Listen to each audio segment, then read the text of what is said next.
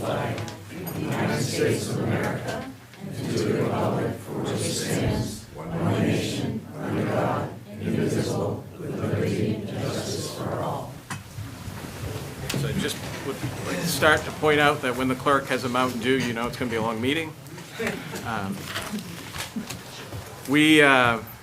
As far as rules are concerned, we follow Robert's Rules of Order and any other rules that the council adopts during the annual organizational meeting. Item 4, adoption of the Ellsworth City Council minutes from the following meetings: May 9th, 2022, special meeting, May 16th, 2022, regular meeting, and May 23rd, 2022, special meeting. So moved, Mr. Chairman. Second. You have a motion and a second. Any discussion? All those in favor? Unanimous.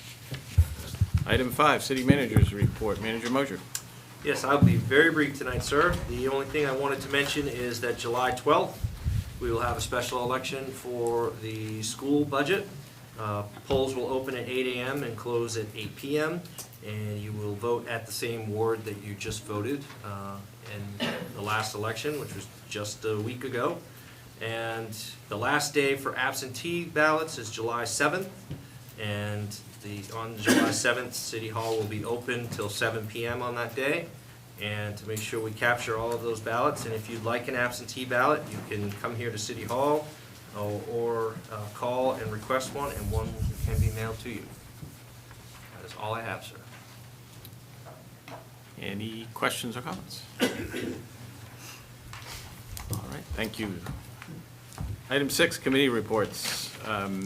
Any councilors attend any committee meetings? Anything to address with committees? I hear crickets. We're moving on. Item 7, citizens' comments. This is a portion of the agenda where any citizen can make a comment. If it's on the agenda, you'll have an opportunity to speak at that time on the agenda item. But if it's not, you're welcome to come to the podium, state your name, where you live, and make your comments. Thank you, sir.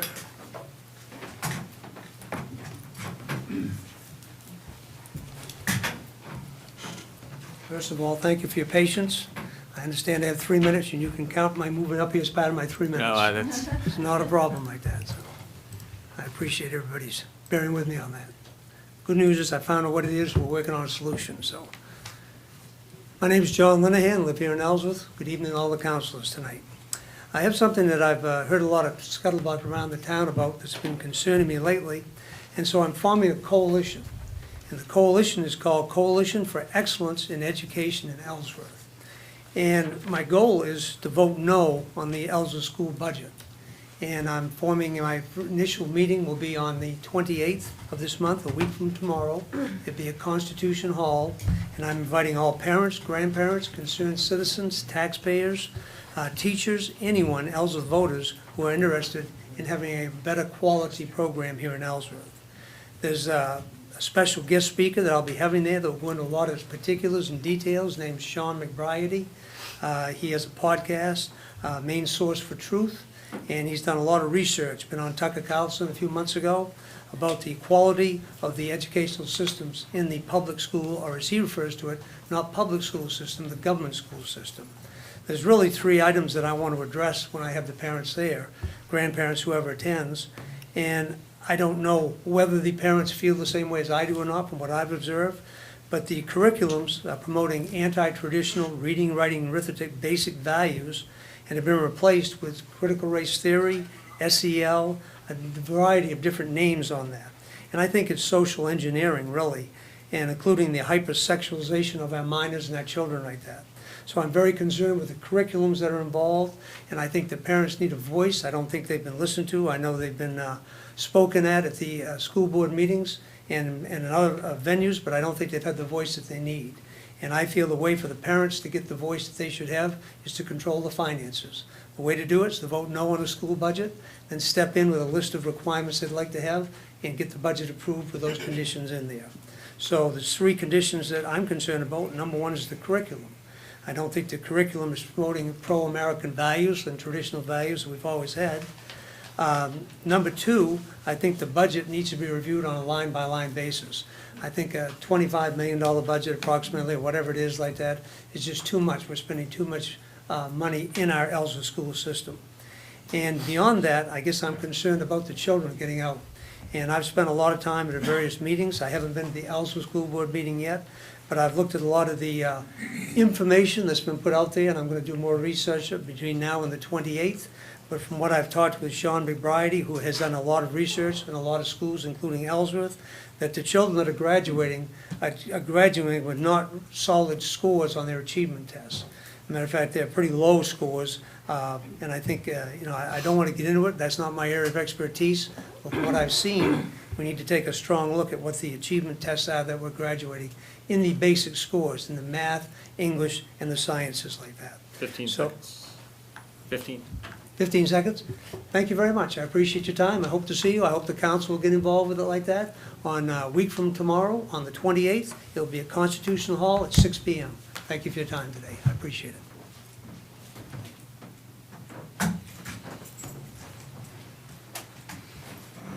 Question.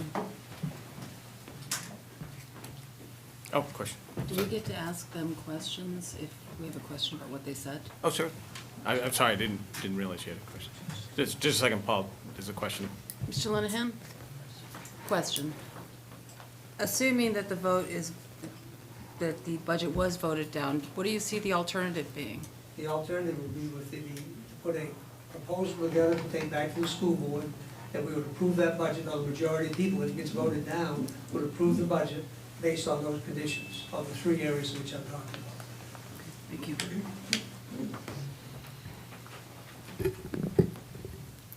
Thank you, Mr. Chair, and my name is Paul Markosian. I am a citizen of Ellsworth. I also serve on the Ellsworth School Board, and I want to thank the council for voting to approve our school budget just a little while back, and it's very much appreciated. And I want to also thank City Manager Mosier for reminding the public this evening that the special election for the citizens' referendum to give final approval to the school budget is, as he said, July 12th. He also mentioned early voting and absentee balloting. I visited City Hall this afternoon and asked for a ballot and was given the ballot, and I filled it out and turned it right back in, and it was a very easy process and simple and quick. So I'd like to urge members of the community to, if it's summertime and everyone's busy, so don't wait until July 12th to vote in person unless you are sure you can do so. I'd like to urge people to come to City Hall anytime between now and July 7th and request early voting or request an absentee ballot. Not only that, but I would urge you to urge your friends to do the same. We know that this type of election there's only one thing on the ballot, it's the school budget.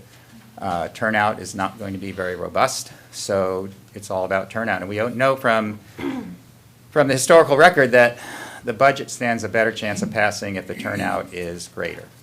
The people who support the schools and support the budget, if they don't actually make the effort to go and vote, it's less likely to pass. So please make a plan to vote. And please reach out to your friends, your neighbors, your coworkers, anyone who lives in Ellsworth, and ask them to do the same. I thank you very much.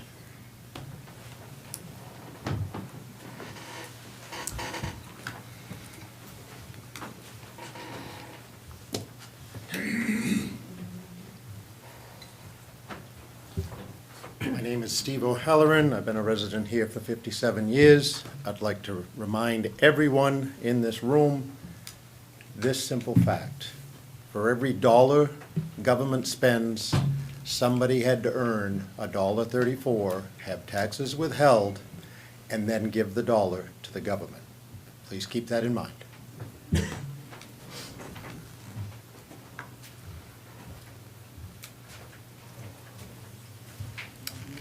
Anyone else like to speak?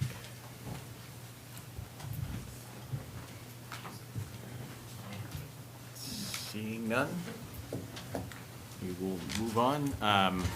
Item 8, presentation of awards. There are no awards to be presented this evening.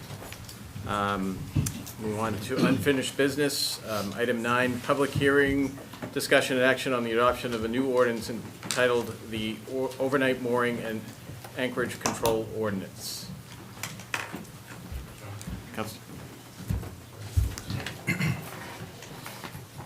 Good evening, counselors. Ready for us? Okay. We were just debating who was going to introduce you, but you're doing it. so- Oh, okay. Yes, Jana Richards, and we, Lori Roberts. Lori Roberts.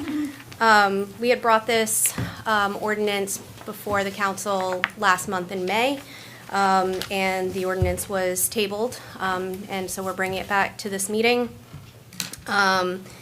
So really, since the last meeting, there's been no substantive changes to the ordinance as was presented last month. The only tweak was to the definition of overnight period, which was last month between the hours of 10 o'clock PM and 4 o'clock AM, to which has been changed to 9 o'clock PM to 4 o'clock AM.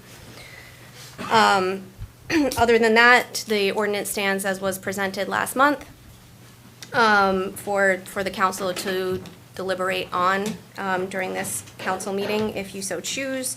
Staff just wants to clarify, since I think there was some discussion between council as well as the public as to certain specifics to the ordinance. So we just want to ensure that, to clarify that the ordinance does not propose to regulate common swim floats or regular boats, canoes, kayaks, if you will, during any time of the day, whether it be overnight or during the regular day. So that would be any common swim float or any regular boat.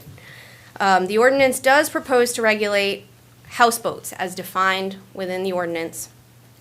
And those houseboats are only regulated in that overnight period. So if they're there during the day, there's no regulation. It's only in the overnight period. And then finally, the ordinance does apply to all houseboats, whether they be registered or unregistered, regardless if they are owned by a shorefront landowner or if they have the permission of a shorefront landowner at this time presently within the ordinance that's presented in front of you. So tonight, we as staff are just looking for some direction from the council. A suggestion motion is here. If the council has the ability to make changes to the ordinance as they so choose. Council Cap. So, a cuddy cabin qualifies as a houseboat. Yes. And does that apply to boats that are attached to an existing dock? It would under this ordinance, yes. Pretty much nobody can keep their boat in if it has a toilet facility or a V-berth, That's correct. whether they own property or not. That's correct. So councilors, I'm going to pass around this. It's something that I want to propose to replace Article 4. And it comes from an ordinance that Belgrade had developed. And I think it in part addresses what your concern is, Councilor Kaplan, because I share the same in terms of the perspective about property owners. So what this would state is that, I'll just read it, the overnight mooring, anchoring, tethering, or otherwise securing of water vessels is prohibited on our ponds and lakes if the watercraft possesses the following characteristics. The watercraft has a flat main deck with a beam of 7 feet or greater. Additionally, the watercraft has above its main deck a superstructure that contains a head and/or galley and/or sleeping quarters designed or modified for temporary permanent living.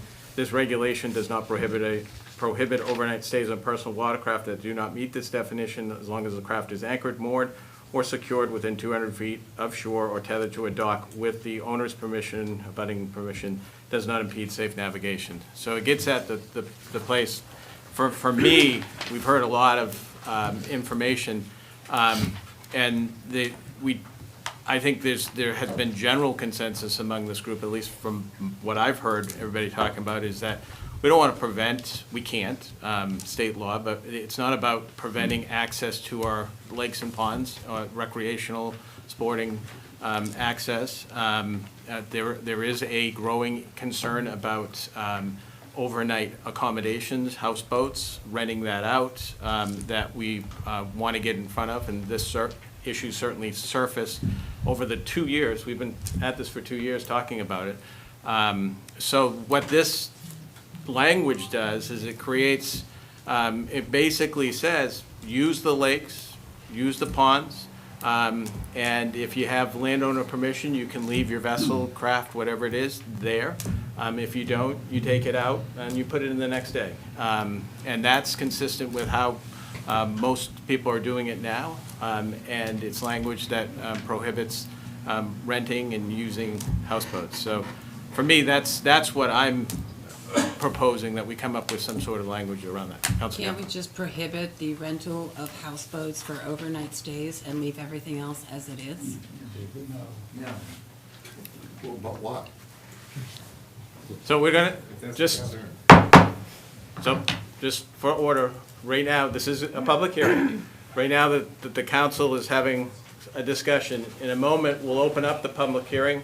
The reason that we have this discussion first is to give you good insight in terms of what we're thinking. Because if we just turned it over to now for public comment, and you didn't have this, you'd be sitting there biting your tongue wanting to respond to that. So that's why we're gonna have this discussion. We'll open it up to public comment, and everybody will have an opportunity to speak if you want to at that time. But please don't shout from the crowd. Let this discussion go on. I will open it up, and you'll have a chance to speak. Councilor Heller. You used the term regular boat. Could you define a regular boat?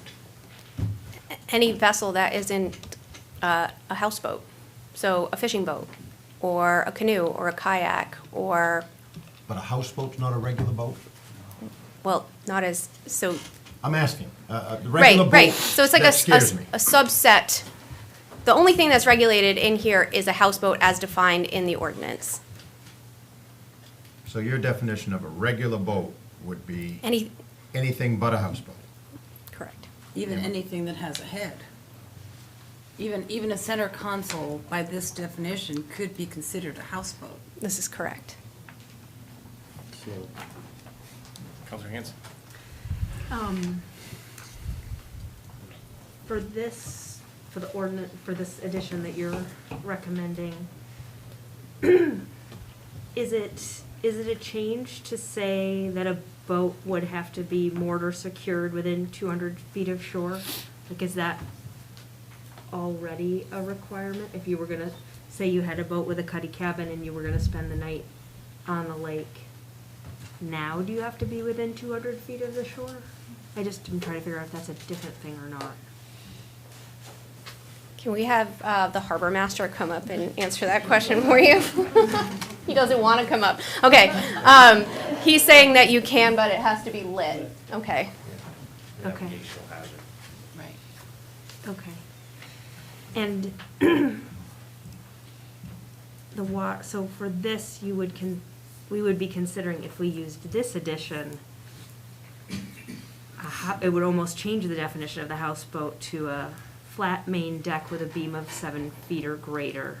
I don't know whether that's, like, if you own a boat that you take out on Green Lake that has a cuddy cabin that you sleep in with your grandkids, that's what I'm trying to protect, that person can keep doing that. Is that usually 7 feet or greater? I don't know. This wouldn't prohibit, it would prohibit the overnight, unless they Yeah.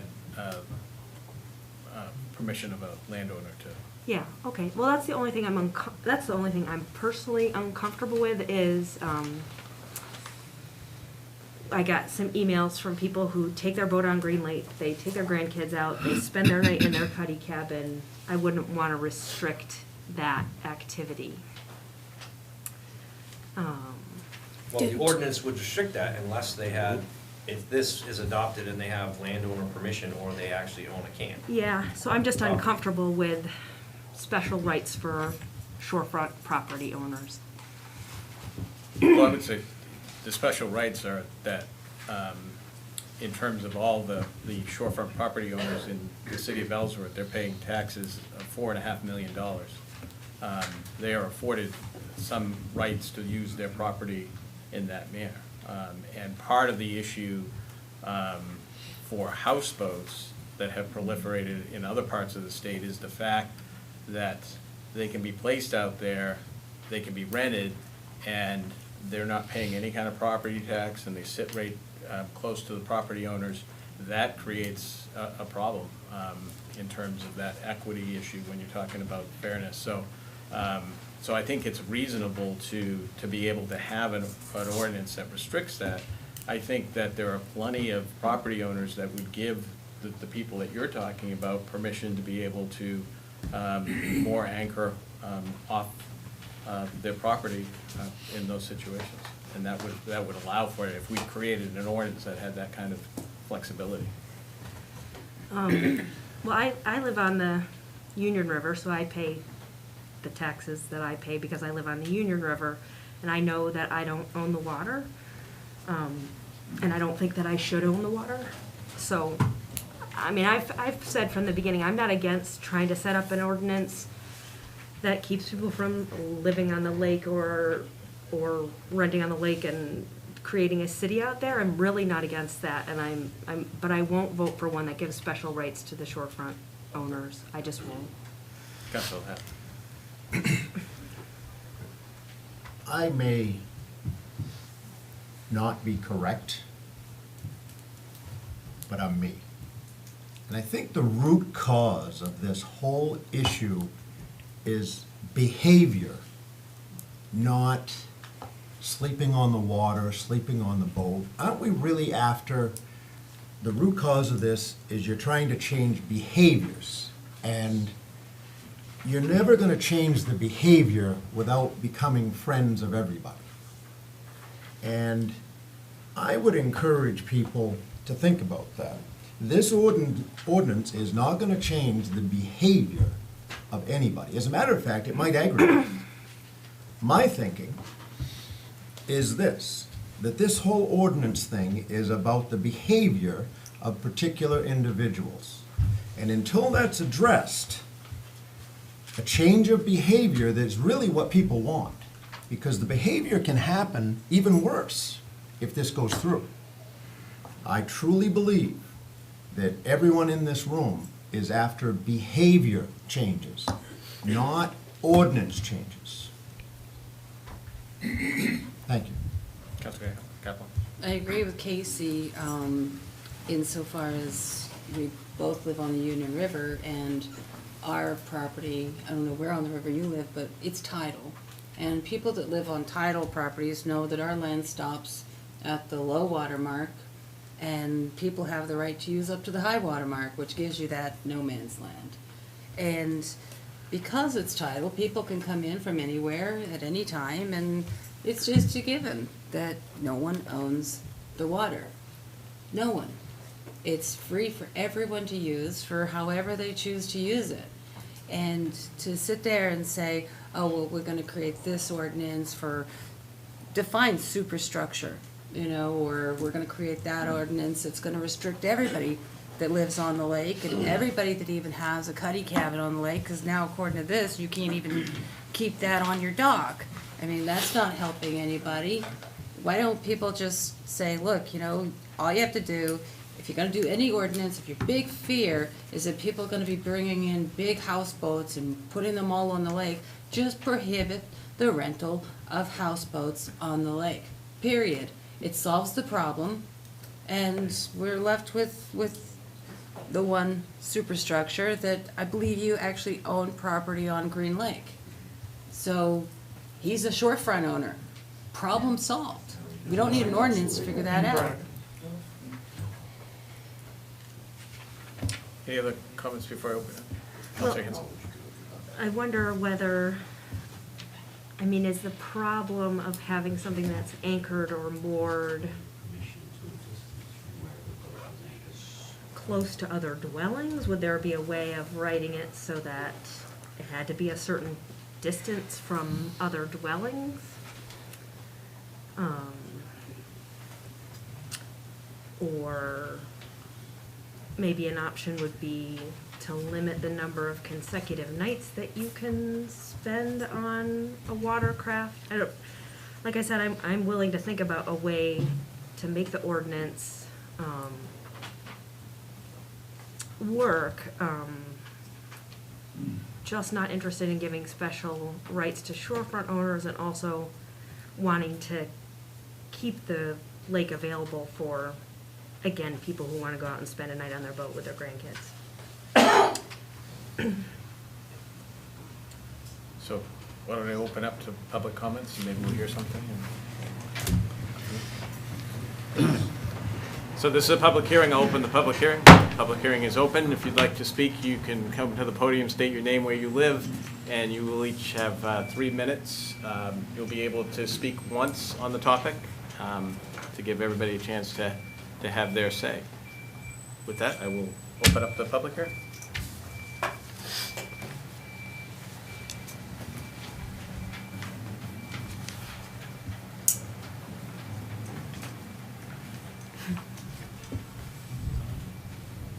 Don't all jump at once. It's like all these people and nobody wants to talk. No noise is good noise.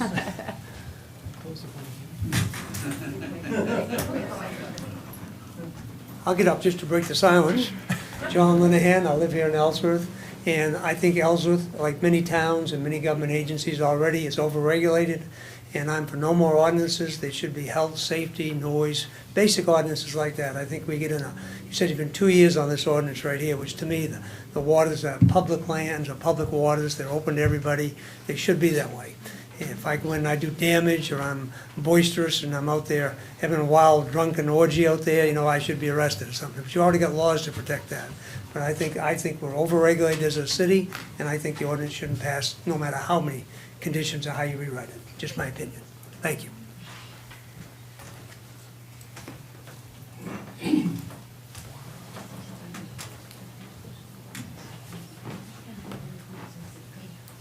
Audrey Tunney, live here in Ellsworth. I own property on the Dedham end, or side of a Green Lake. For many years, was president of the Green Lake Association. And I would just like to comment on another consideration, which is, and I concur with Mr. Linehan, about ordinances that oversee health and safety. I'm concerned about the health of the lake, the purity of the water. This is one of the cleanest lakes in the state, other than the pristine lakes in the northern part of the state. And perhaps you could consider putting in a pump station for sewage.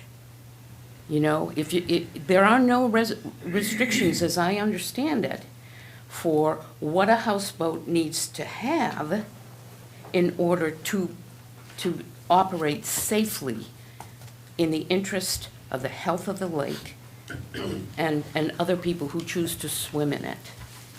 Thank you.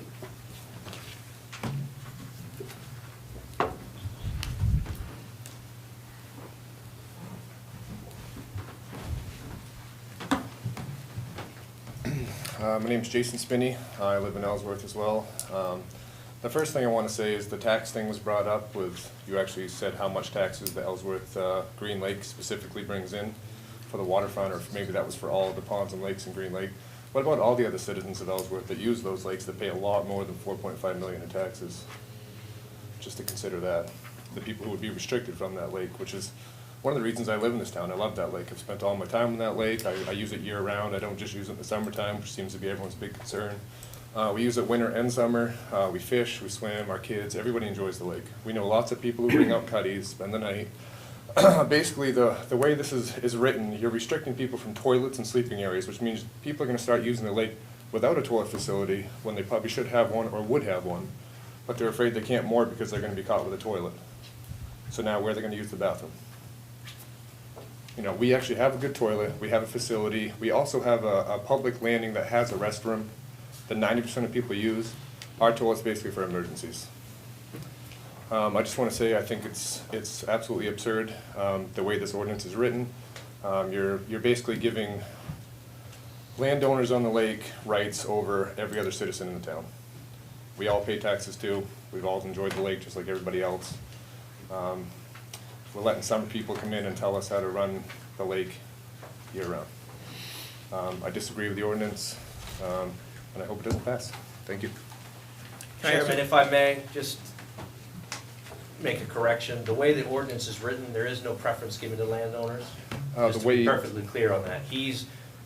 The chairman has recommended a change to the current ordinance, but the way it's written, there is no preference to landowners. I still think it shouldn't be passed. Thank you.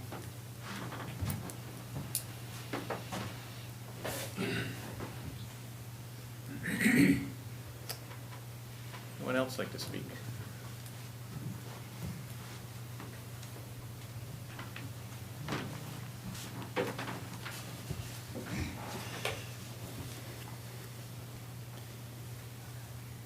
Good evening, members of the council. My name is Andrew Hamilton. For 38 years, I've been defending property rights here in the state of Maine. This talk about shorefront property owners being given special rights has got to be put in context.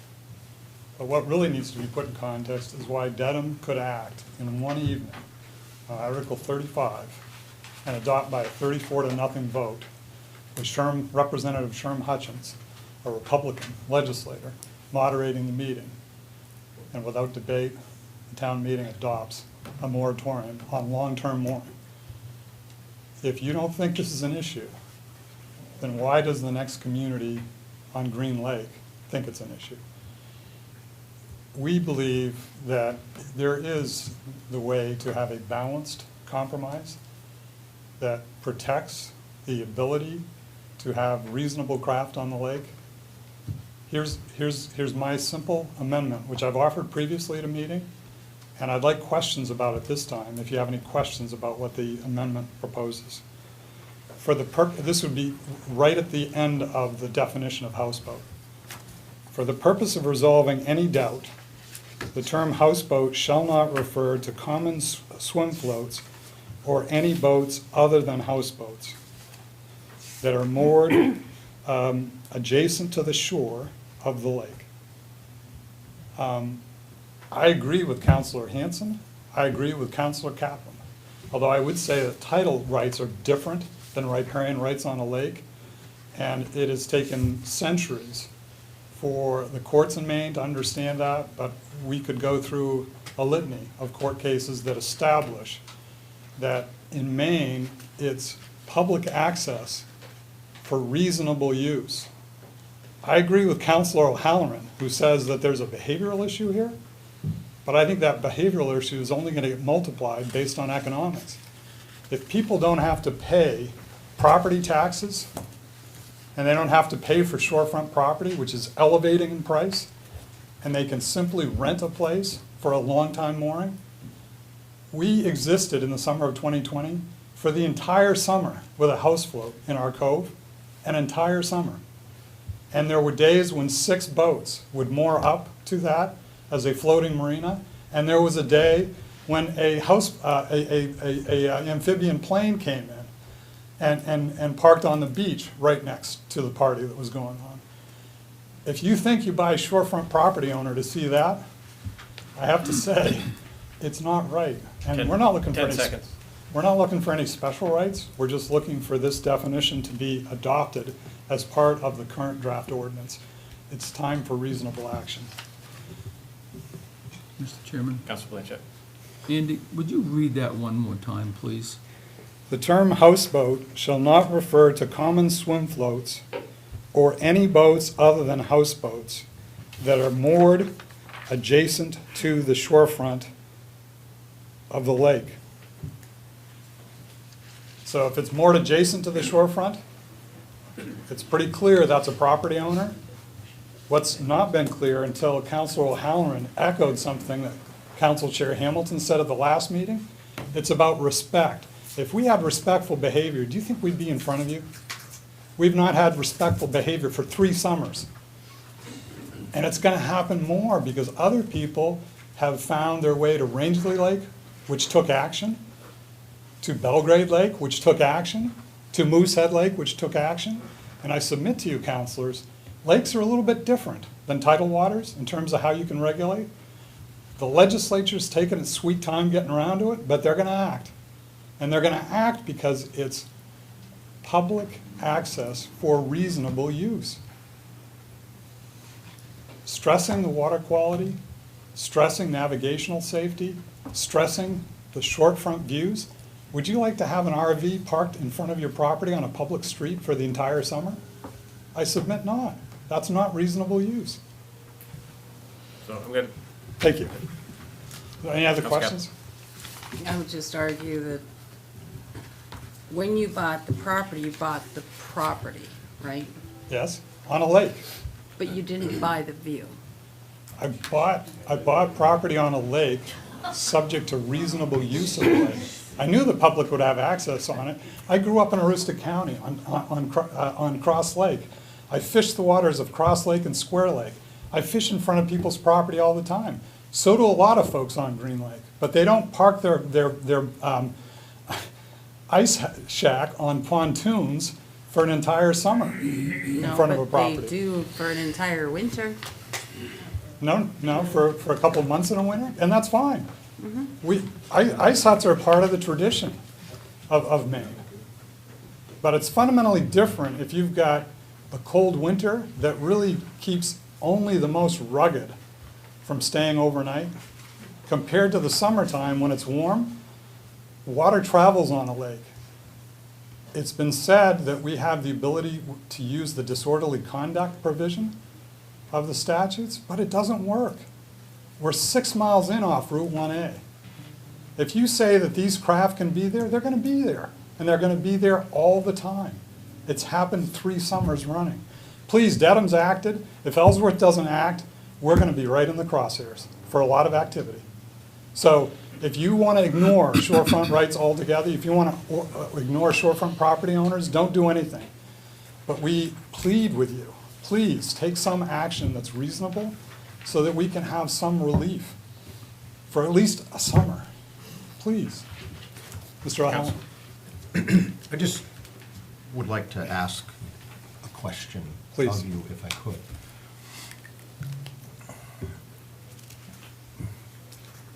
Rental camps, okay? Yep. In your experience on the lake, okay? When people rent a camp for a week, or 2 weeks, or whatever, do those actions that you can't see but you can still hear, is that fair to say? In other words, if you're talking about these people having this wild party, I don't know what time the party ends, maybe it never ends, I don't know. Again, that's a behavior issue.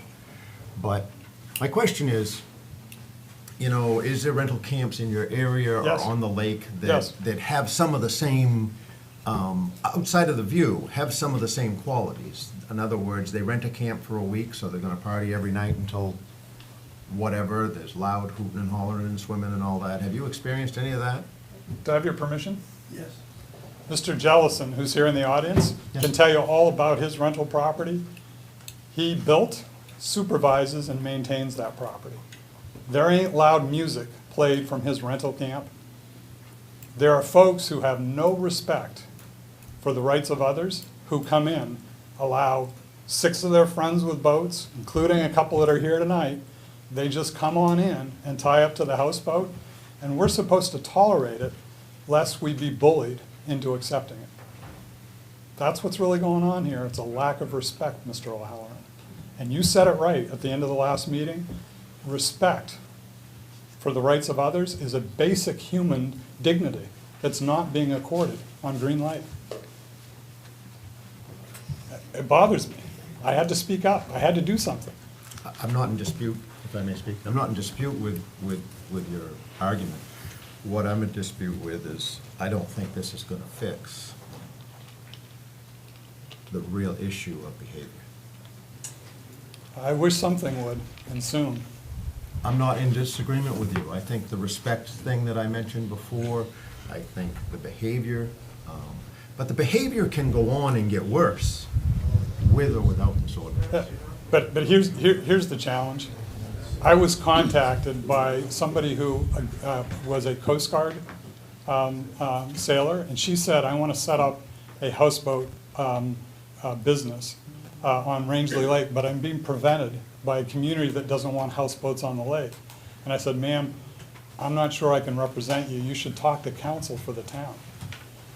The reason I know it's coming is our office does work for the town of Greenville, Moosehead Lake. There was a chapter that ran for 6 years. If you think by not doing anything tonight we're going away, it's not going to happen.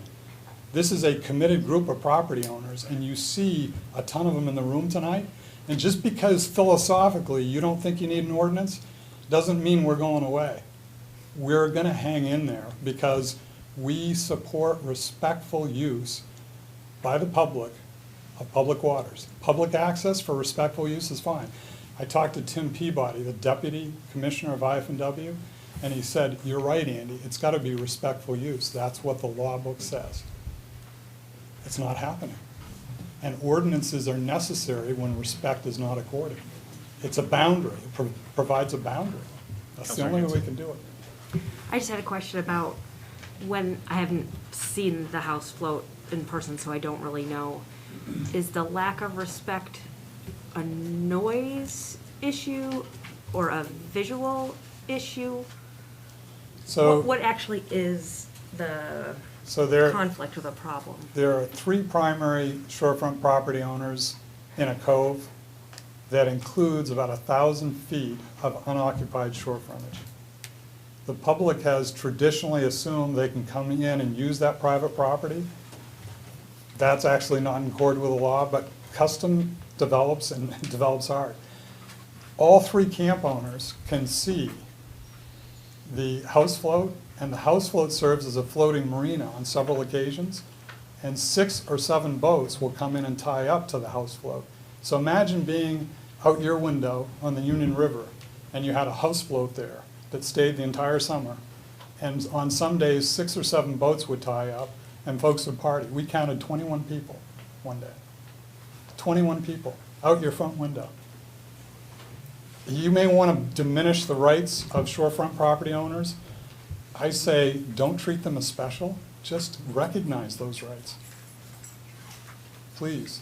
I mean, I certainly don't want to diminish them. I was just trying to figure out, is the problem noise or is the problem visual? And it sounds like it's visual. It's seeing the It's people. all 3. It's visual, noise, and its effect on water quality. And is it noise late at night or is really just daytime noise? No, all day. Are people living on there night after night? No, there was one night they lived on the boat Okay. because the main warden service was out. And there had been partying and drinking. So they lived on the boat that night. Yeah. Well, I mean, I'd be very interested to hear, and in some ways, I almost think maybe this is worth tabling again, because I would really like to hear any option for creating an ordinance or a description of what a houseboat is. I'm not comfortable with just saying houseboat and then letting people decide whether they do or don't want to call something a houseboat. I think we'd have to define it if we were going to put it in an ordinance. The way it's defined in our current ordinance is anybody who wants to go spend the night on their boat. Counselor Hanson, I think it is something that we all have struggled with.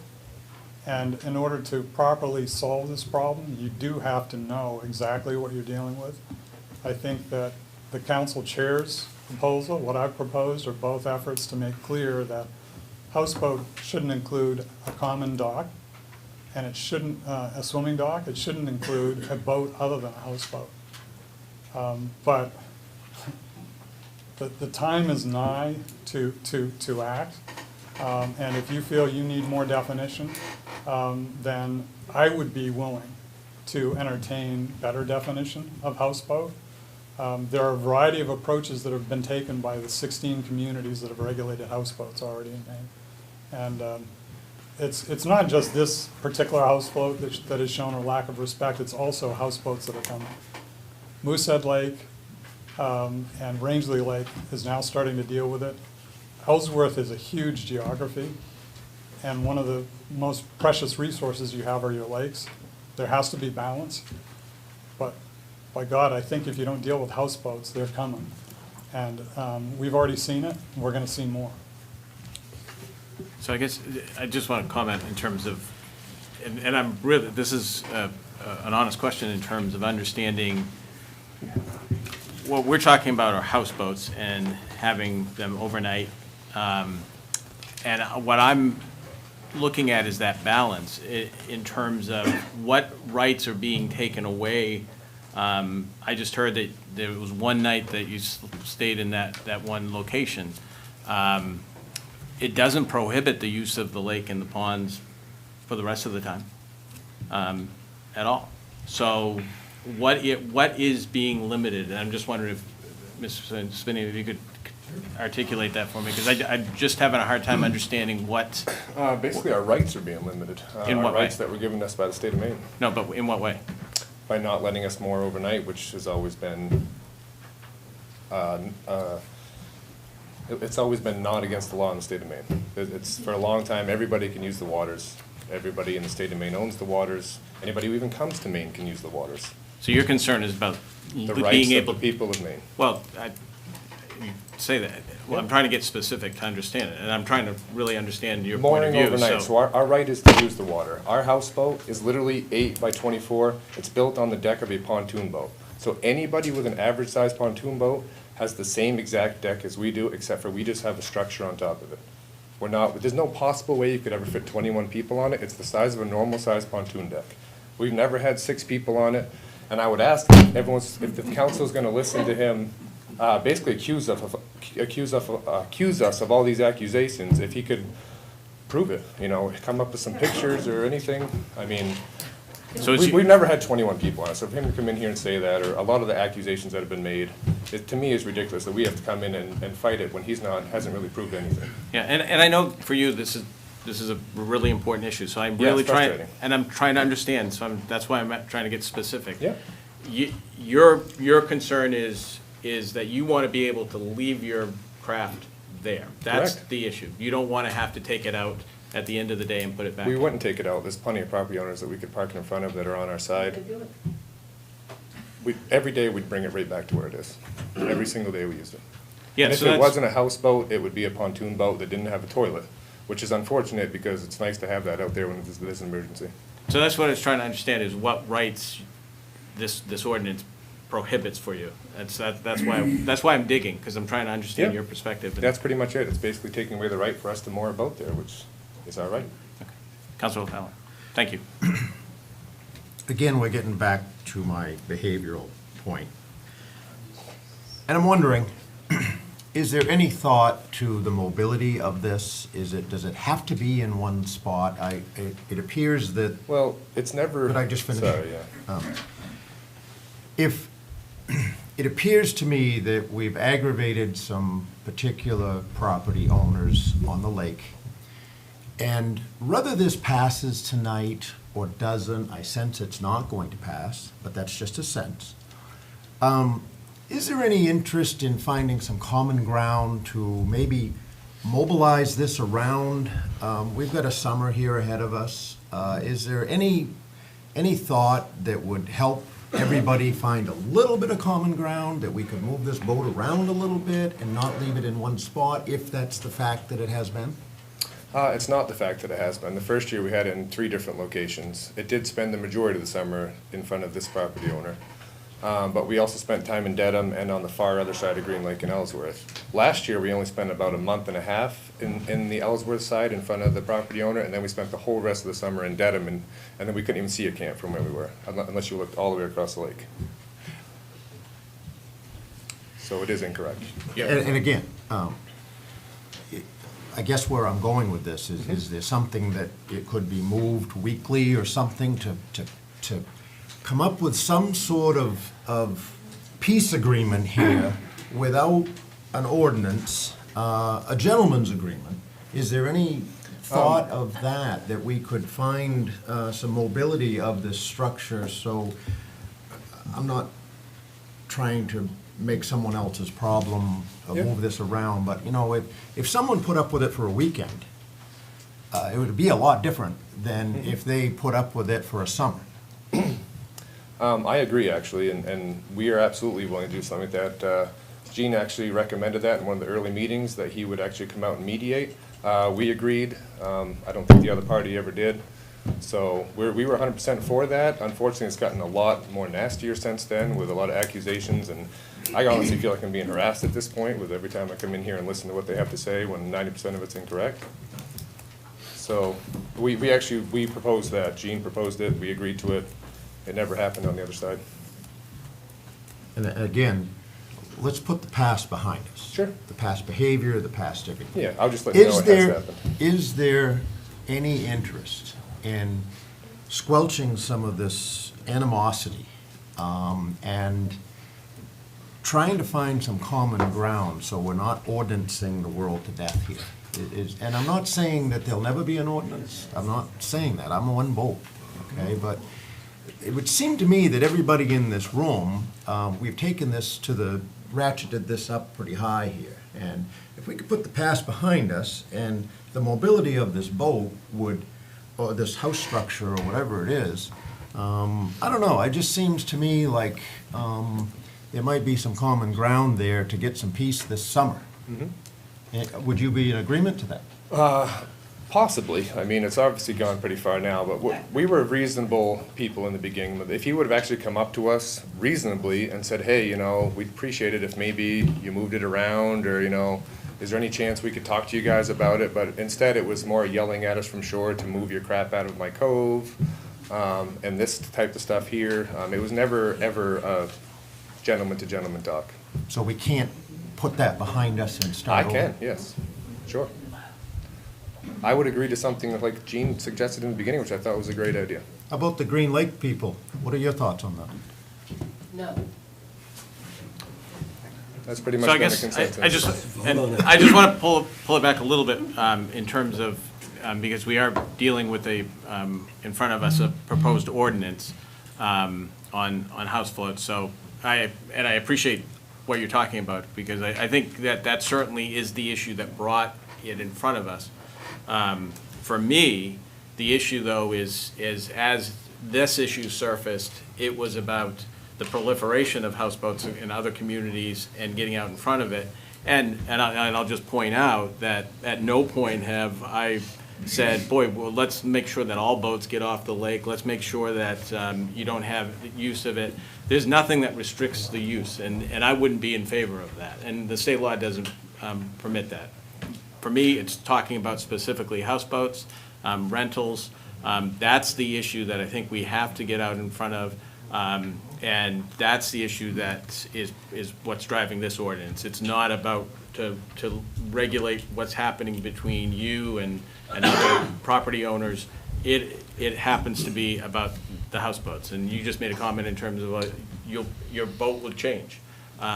It's not about pontoon boats. There's not an ordinance about that. So I just wanted to say that's, for me, it is about the houseboat issue. I think whether we deal with it tonight, I do think that at some point, Ellsworth, with the number of bodies of water that we have, we will be dealing with it at some point. So I think it's a reasonable topic to take up, as long as we don't limit people's rights to use the waters.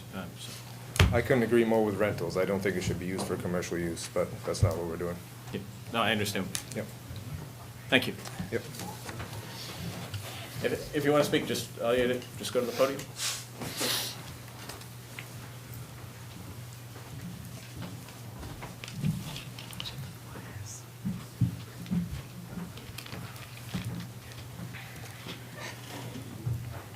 My name is Harry Moore. I have property on Green Lake.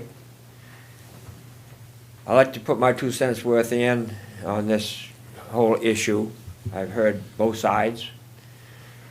But one of the things I've noticed, I'm right across the lake from where they moor their pontoon boat. Not pontoon, but a houseboat. That houseboat has been there now for 2 weeks unoccupied. It is anchored out in front of the property that doesn't belong to them.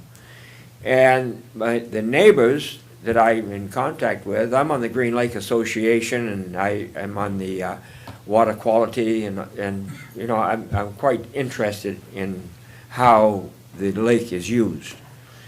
I look at invasive plants, I look at the all the things that go on with the lake to keep it as it is, which is pure. But the big issue, in my opinion, is to allow a person to anchor in front of somebody's property. If they're gonna use it and they're there, well, that's one story. But the other story is, if it's left there unoccupied day after day, and the people in the houses are looking at that structure that is not really a nice sight, is taken away from their enjoyment and tranquility of their place. And that's my opinion. I wouldn't like to have them sitting in front of my house, and I don't think you would like to have it in front of your house. But that's the way it is. And one more thing. Last year, there were threats on Facebook that if you open your mouth, you come back, your house is going to be painted black. In other words, what you're saying is that, is there some kind of way that we can get around this without people being angry and be able to work together? Well, when you make threats like that, and when I leave here tonight, and I go home, I don't know what kind of threats are going to be, because the last meeting, I had a person here point the finger at me and say, "You wait." And I didn't put my ice fishing shack out because I figured that that would be doing something to my ice shack. I mean, that's the kind of what's happening on the lake. It's getting to be a threatening thing, and it's not good. So I think with an ordinance that you have to live by, they would come around and be more civil. Thank you for much listening to me.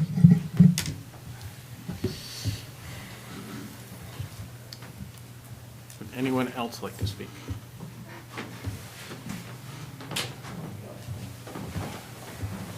Jerry Pinkham, resident of Ellsworth, 40 years. I've heard a lot of talk tonight about environmental impact, things like that. This float doesn't even have a motor on it, just so everyone realizes that. All the rest of these boats that are floating in the water all evening, all summer long, their bilges are leaking oil, they've got gas coming in and out of them. Ours doesn't have any of that, okay? And there's a public restroom provided for us at the public boat launch on Nicolin Road. That's what's used. It's put there by the city of Ellsworth so that we can use it, okay? I've been a Maine guide for the past 12 years. I'm a steward of the environment. I don't throw trash in the water. I don't allow it in my presence, okay? We take very good care of that lake. I fish it year round. If somebody drops something in the water, loses something off their snowmobile on the way across the ice, I'm always the first guy to pick it up. And there's people here that know that. Bud Moore is one of them, okay? That's how I treat the lake. So anybody to accuse us of trashing the lake or using it as our own personal playground willy-nilly, that's just incorrect.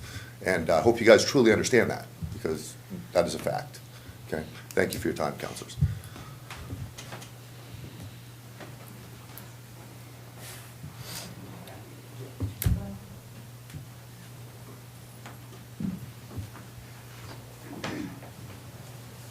My name is Lois Lentbest, and I live on Green Lake, and I live right across from the public landing.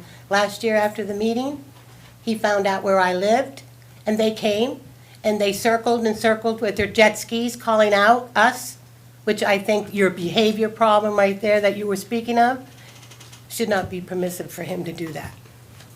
And not only that, I have seen 4 or 5 of those boats come in. They all have motors, he's right.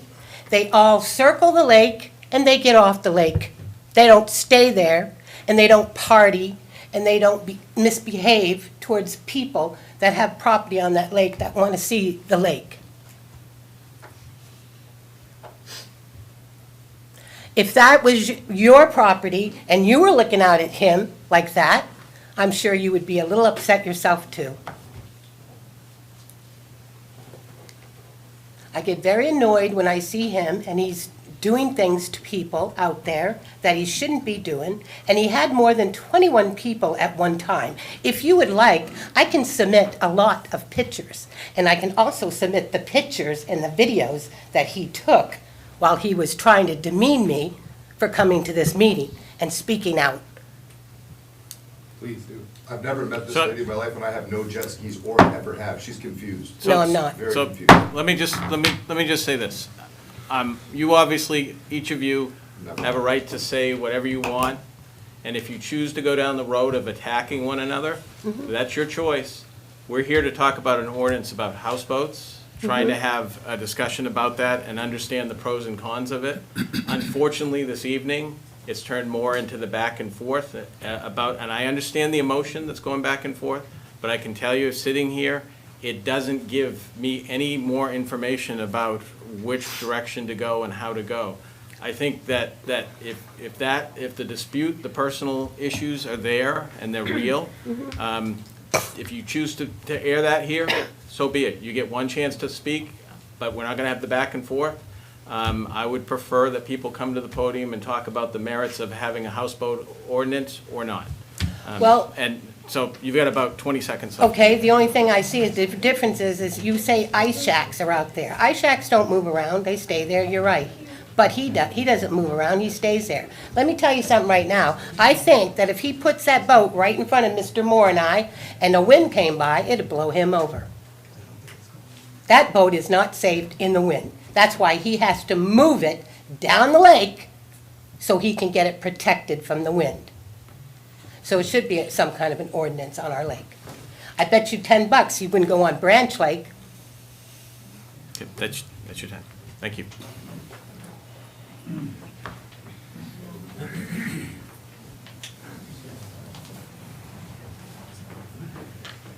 You can.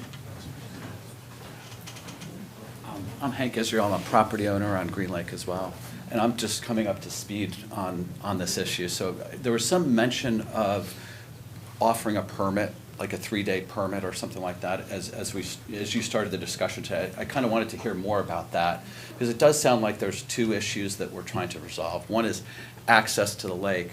The second issue that we're trying to resolve is really the safety of the water and not expanding the usage of continuous, boats on the lake. So is there a way that we can solve that? I think you mentioned the permit process. Is that something that we could add here, is to say, hey, absolutely to support a 3-day, thing so that, hey, I can take my grandson out on the lake? I think that's absolutely what we want to be able to do and treat it with permit. And then if someone doesn't treat the permit with respect, then there's an opportunity to say you can't get another permit because you didn't treat the landowners or the lake with the respect that we expect. The last thing that, just listening to the property owners and the users of the lake, which I think we all really appreciate the opportunity to leverage, is really understanding the safety of this. Is there a way in the ordinance we can say what's an acceptable receptacle for human waste? And actually require that in order to use it overnight. And then that way, we're all on the same page. And I think adding to the ordinance something around rental property and the tax associated with that totally makes sense, so that it gets taxed out of existence before it can really take heed if we're really trying to solve the issues that we've talked about here. Thank you. Can I ask a question? Can I just ask a question? Counselor. Of you actually about that?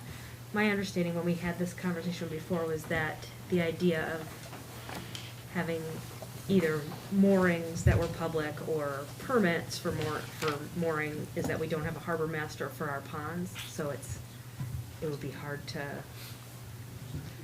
create something like that without someone who was in charge of it. Am I understanding that? Yeah. Right? Yeah, Am I that's correct. understanding So that one right? of the ordinances, when the staff got together and began drafting this ordinance, one of the ordinances that we looked at and considered was a mooring registration, which would allow individuals who own property to register their moorings, and you could regulate activity on the water in that method. But a mooring registration, we quickly determined would require additional staff, and we just didn't have the infrastructure in place to go that route. But, because we'd need a harbor master who specifically for inland waters as opposed to our harbor master who currently now does just the harbor, and so we went in a different direction. And Lori and Jana have snuck up to the podium, so they have some. Just on that note, I don't, like Dedham, you talked about Dedham just having a moratorium, and in the language in that moratorium is that a houseboat, I believe, I'm just kind of going off the cuff here, I don't have a copy in front of me, but a houseboat cannot be moored on the lake for more than 4 hours, I believe is the time frame. So we wrote this ordinance with directive from the council telling us no overnight mooring, right? But that is a direction that we could go in, is we could say there's a certain amount of time that you can sit in a place on the lake, whether you be moored or you be anchored. And then, after that amount of time, you have to leave, you have to go. The issue with that is enforcement. How do you know that they've been there, they've gone, they've come back, they've gone? I guess the only way of doing that is to rely on documentation from others who then would submit a complaint. And that would be a way that you wouldn't have to have some sort of a permit system or, extra cost or staff involved in that. So really, I don't think Dedham explains in theirs how they're going to enforce it. It's just a straight up, you cannot be in the same place with a houseboat for more than 4 hours. Council Kaplan? But this still covers cuddy cabins that are moored to a private dock. No, Yeah, no. I think Dedham's Dedham's exempts the exempts you landowners, if you're that's a correct. shorefront owner. Yes. Yep.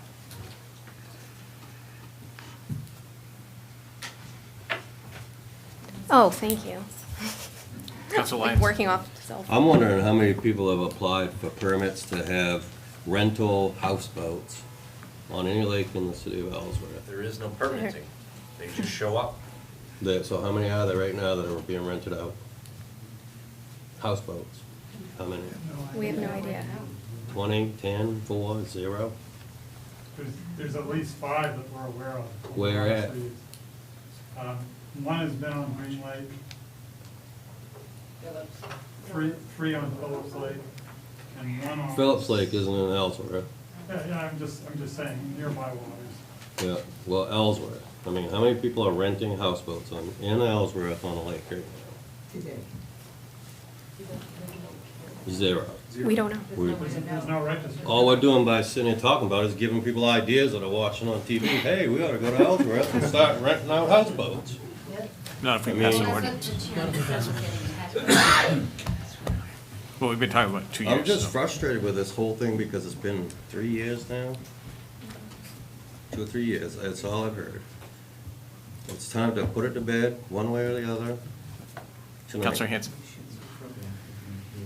I guess I think there is an ordinance that should be passed to avoid a city floating on the lakes. And I guess I wonder, maybe I can ask you this, Jana, is there any reason, like, part of the thing that people seem bothered by is that it's right in front of their house. So is there any reason we could not have an ordinance that says mooring X amount of distance between any other dwelling? Like, could we put that in the ordinance? Like distance from a dwelling? Yeah. Well, I believe you're encouraged to moor up within a certain amount of distance Yeah. of the shore. so That'd be that- the opposite then. Exactly. But maybe we have to come up with an ordinance that is a little bit more specific about what a houseboat is and more specific about avoiding rentals. So I can read to you what the definition is from Chapter 55, which is our water supply protection ordinance. This only applies to Branch Lake. So houseboat is defined as no vessel fitted for use as a dwelling or residence or occupied as such shall be permitted. So what the definition of a dwelling or a residence is a toilet facility and a bedroom, which is essentially what is being defined in the ordinance as presented now. Then we have the, as you probably know, the harbor ordinance, since you live on the Union River. The definition there is of floating structure. A residential or commercial floating structure on or in the waters of the city of Ellsworth that is designed or fitted out as a place of habitation or temporary lodging by persons other than the owner or operator. So there's a difference there. And which is not principally used for transportation regardless of the capability of the structure to propel itself across the water. A floating structure is not a vessel as defined by the U.S. State Coast Guard or watercraft as defined by the Inland Fisheries and Wildlife. This definition is intended to include houseboats used for seasonal or short-term rental habitation. It's a very lengthy definition. The purpose of that was to ensure that there would be no houseboats and short-term rentals at the Union River, at the harbor. So I just want to turn back to, we're still in public comment, so if you. Sorry. No, I'm glad you came up. I just want to make sure that we keep giving the public a chance.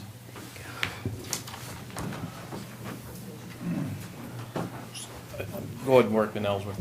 I'm just curious, did anyone look up the law of who actually owns the waterways? Because what I'm looking at, it says, since colonial days, Maine courts have held that surface waters of 10 acres or more and tidal waters fall under what is called the public trust. This means that the ultimate ownership resides in the people of the state, and that the government has a consistent duty, or duty to protect those for future generations. Now, does that mean the state of Maine, or does that mean local government? Because maybe we're getting into a situation where it could go to the state. Just question. Yeah, we're local government, so we're going to side on local. Well, yeah, but you know what I'm saying? It says people of the state. So that means everyone owns anything over 10 acres, supposedly, by the state government. So are we talking about something that maybe we're not supposed to be talking about, maybe? I just was looking it up.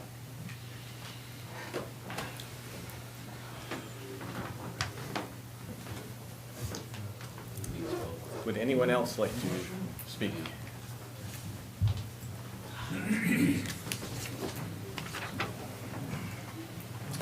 Hi, good evening. Scott Oxley. I'm a resident of Ellsworth, live on the lake as well. I just really want to echo something that Councilor Hanson has already referenced and Chairman Hamilton's already referenced, and that's thinking down the road a bit. I understand we're just talking about one houseboat, and we poured a lot of energy into it thus far, but I'm more concerned as a resident and someone that resides on the lake. I'm not worried about 1, 2, or 3 or 4 houseboats. I am concerned and would like the city to address the future of houseboat use on lakes and ponds here in the city of Ellsworth, because I think the day is coming, and it's easy to focus all of our efforts on one relationship and one houseboat, but I really ask that this council think down the road a bit, because I think it's inevitable that we're going to have to address this, and I'd like to see this city be ahead of the curve on this. So thank you.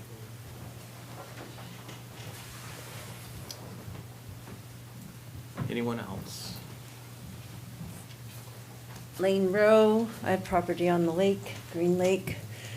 I just want to echo what Scott had to say, because when the house float came, I thought, brilliant idea. I have tight space at home on the lake. That might be the solution, what we do when we have extra people. And you just have this extra float and you can have them all out there. I'm one person, but I think there's a lot of other people who think brilliant idea. And to just reiterate what Scott said, I think it's really important to get ahead of things rather than to be chasing a problem. And I just want to bring to mind the whole problem that we're having with Airbnb in our communities, where we have this proliferation of short-term rentals. No one thought of that was going to be in our future, and now we're chasing, I don't know what Ellsworth is doing, but a lot of communities and cities are chasing this issue of taking brilliant ideas, taking properties, and renting them out and making money. So, just reiterating, and I apologize to say what has already been said, but as Scott said, it is wonderful for you, I applaud you to be thinking ahead and trying to get ahead of a problem. And I live next to the float, but in fact, I live around the corner practically, so it doesn't, this particular problem doesn't affect me. But I just can see that, I might make a house float, put it out there. So anyway, it's just, I think that it is a great idea, and it's a moneymaker down the road, not next year. But, even if it was 10 years from now, do you want to be fighting it then? And so, just a thought. Thank you. Thank you.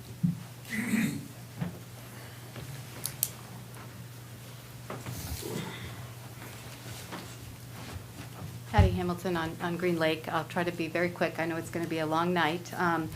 I echo what the last two speakers said. I think it's difficult. This is a new and unexpected use of public lands. Just, national parks are having trouble. I was reading about out west, homeless individuals are now camping out on public lands, and people are trying to figure out what to do. Those are also for the public to use at any time, and so how do you regulate those? These are really tough questions. I noticed on your website you had a 2015 visioning session with the community, and there was one of the major focuses that drew attention was the quality of the lakes and keeping the lakes clean, because that's something all the people in Ellsworth really value. And I think this is a step in that direction. I think it is difficult. You've been wrestling with it. But I think there are some good language for definitions of houseboats, and I think getting ahead of it and getting on top of it now, not having to go back and do this again, would be really helpful, and it is a good idea to look into the future and try to head this off for bigger. I do think that, as Lane said, with Airbnbs and rentals, there was an article in the Bangor Daily not too long ago saying the houseboats were on the rise because people couldn't afford where they were staying. If you can stay rent-free someplace for a couple months, then why not? Thank you very much.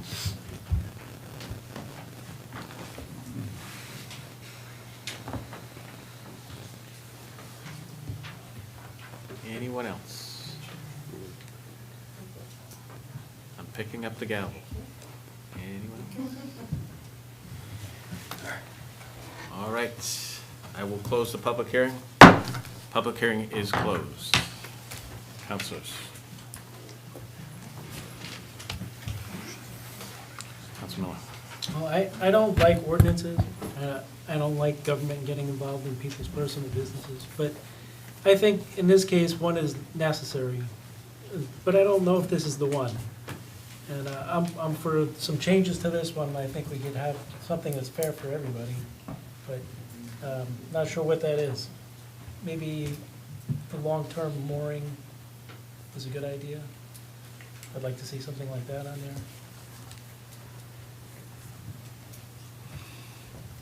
Councilor Hanson. I agree with Councilor Miller that I just don't think the one that we have written is the right one, which is not to say that it isn't important. I can't say that after listening to all this discussion that I can pop it into my head what it is that should be right. It has something to do with how we define houseboats. It has something to do with having clear language about rentals. However it's going to be regulated, however we make the ordinance, it's going to need to be regulated in a certain way, and we're going to have to really think about what that looks like.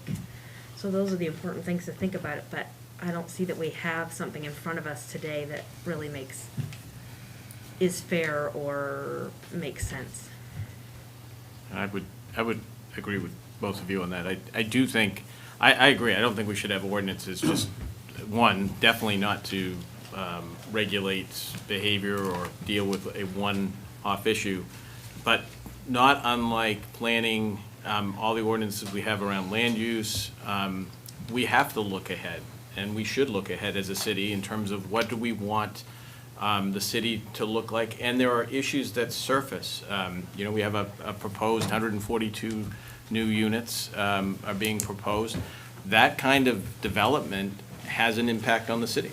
And if we're not thinking ahead and planning ahead, it can get away from us as a city, and then it becomes too late. So I think it's a lake, but it has some issues that need to be considered by the city to ensure the preservation of what we as a community want for our lakes and ponds. I think there are some things that definitions and that we could improve upon and look at.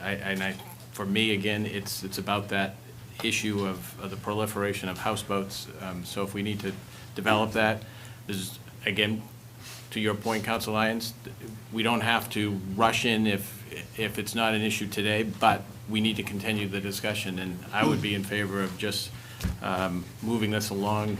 We don't ever have to make a motion, we can just move it along and make a recommendation that perhaps there's a workshop with city staff to further deal with this issue and try to get it right the first time. Council Lyons. Well, I'd recommend, since many people have said that they clearly don't want rental houseboats, let's make it, there'll be no rental houseboats.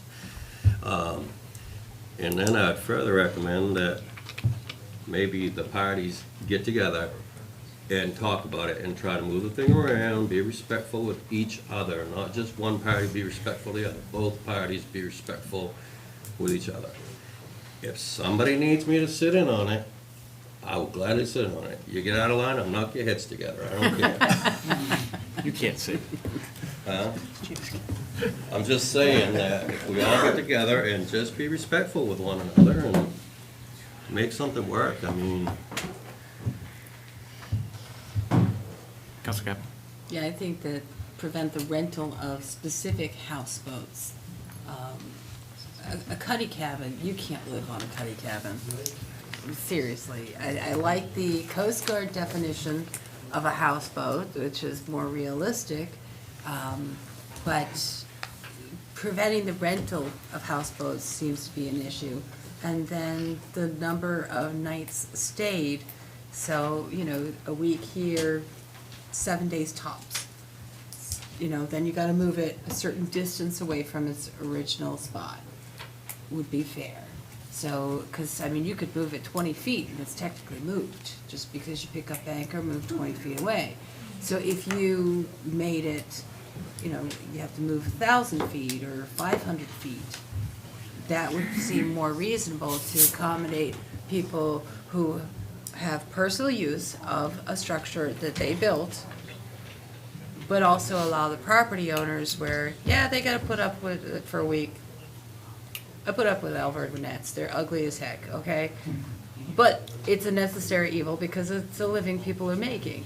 So, and I know it's temporary. So knowing that, you're gonna put up with it for a week, but in a week, it's down the line somewhere and it's somebody else's problem. And this way, it's a compromise that makes everybody happy, in my opinion. So I'll just make a motion that we table the issue and continue the discussion with city staff to try to develop this further. Second. Are you tabling indefinitely or till next month? Because I just want to add, the staff has put in an enormous amount of time into the current draft.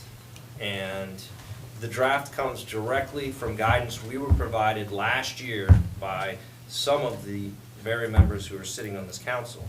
And so so far, I've heard a whole bunch of different ideas, but nothing that's gonna give the staff any clear direction on what way to go with an ordinance.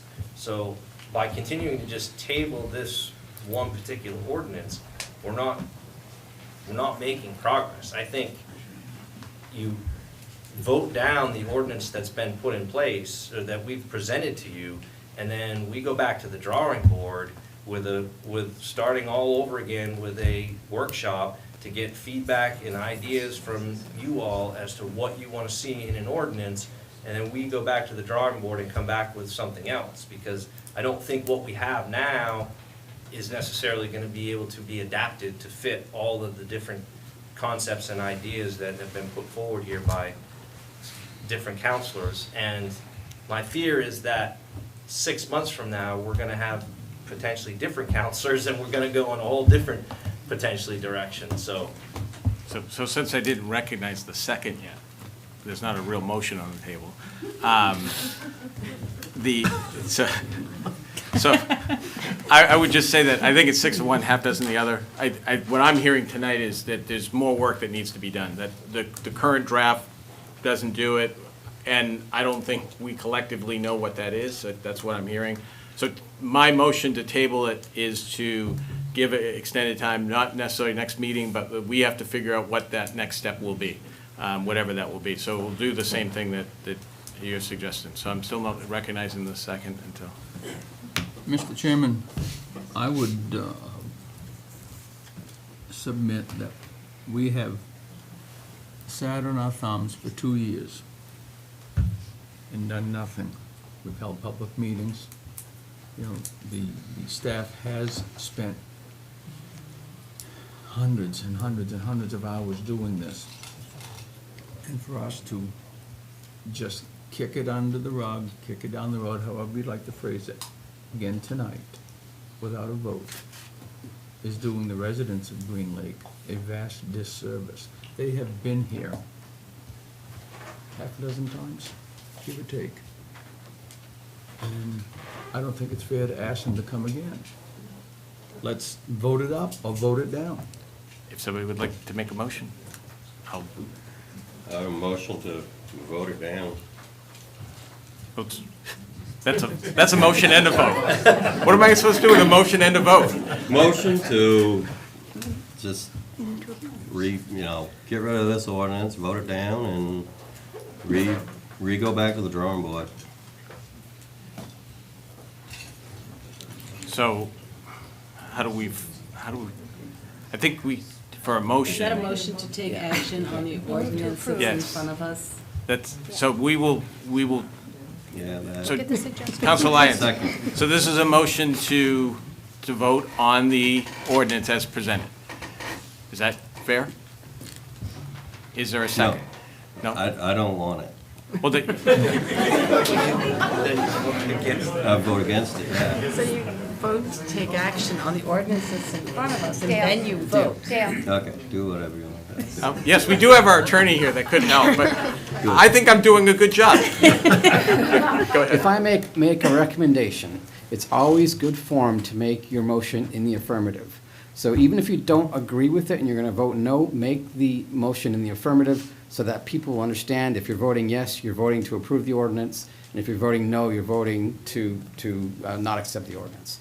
And it doesn't matter what your position is, because you can always vote no on your motion. So that's just my recommendation. Thank you. Councilor Lyons. I don't think he wants to make that motion.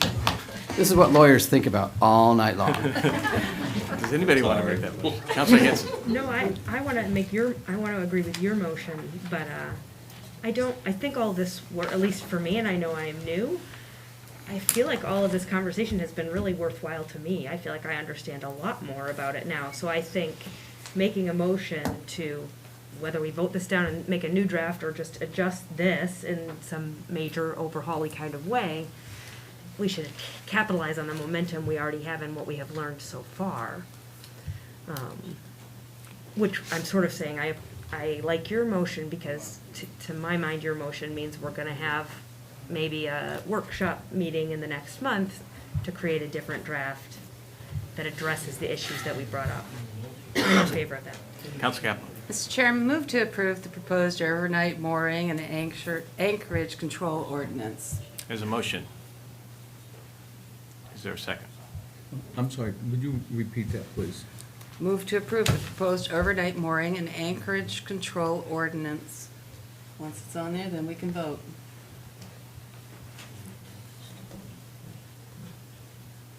We have a motion. Is there a second? Second. God, let's move this thing along. We've been at it an hour and a half tonight. We have a motion and a second. Further discussion. So my discussion on this issue is, on this motion, is that I think we need to spend more time on it. I will vote against the current draft with the understanding that that we need to continue the discussion and that this will not be the end of it. This will come back to the council. Mr. Chairman, is that a friendly amendment to move to approve the proposed overnight mooring and anchorage control ordinance, and if it fails, to revisit it at a Workshop? workshop? Sounds good. Do you accept that? Friendly amendment. You made Knock this. yourself out. I think that's Okay. Any other discussion? All right, seeing none. So this is a motion to approve as presented tonight? Correct. Okay. All those in favor of approving the motion as presented this evening? All those opposed? Motion fails. What it does do, though, is we will continue this in a workshop that we will schedule. And I do want to say thank you to the city staff. I know you've spent a lot of time, and I also want to say it to the public, on both sides. This has been a long process, and I know, obviously, with the energy in here, it's an emotional issue. But I also think that from a city perspective, this is what you would want to have happen to make sure that the city and government gets it right and hears all sides. And yes, it's been a long haul, but there's more work to do, and that's what we intend to do. So hopefully, you'll all contribute to sharing your ideas about to make this better so that we can kind of find that balance. So thank you. Real quick. Chair, are we capable of speaking? There's no more public comment on this. It's done at this time. What I'm prepared to do, I'm a resident of the lake, I'm also an attorney, I'd be more than happy to work on the proposed, a possible resolution to this problem. Sure, so with Pro Jana, bono? if you can just share your information with Jana. The workshop will be open to the public. All will be invited to come and participate. Is it time for a break? No, let's keep going. Let's keep going. Okay, I'm just, Yeah. Fine. Thank you.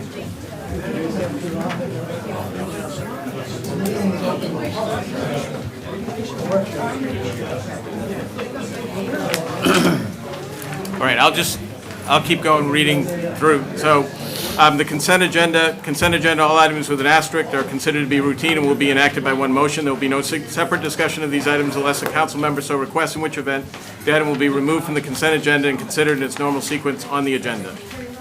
Item 10, Council Order Number 06200, request of the Deputy Treasurer Tax Collector to set the real estate and personal property tax due dates as September 8th, 2022 and March 9th, 2023.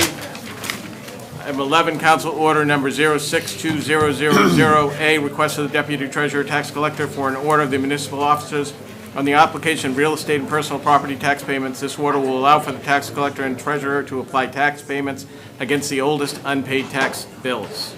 Would anybody like to remove one of those items? Seeing none, is there a motion? So moved. We have a motion and a second. Any discussion? All those in favor? Unanimous. New business. Item 12, discussion on determining when, if conflict of interest is present. Councilor Lyons, I'll turn it over to you. I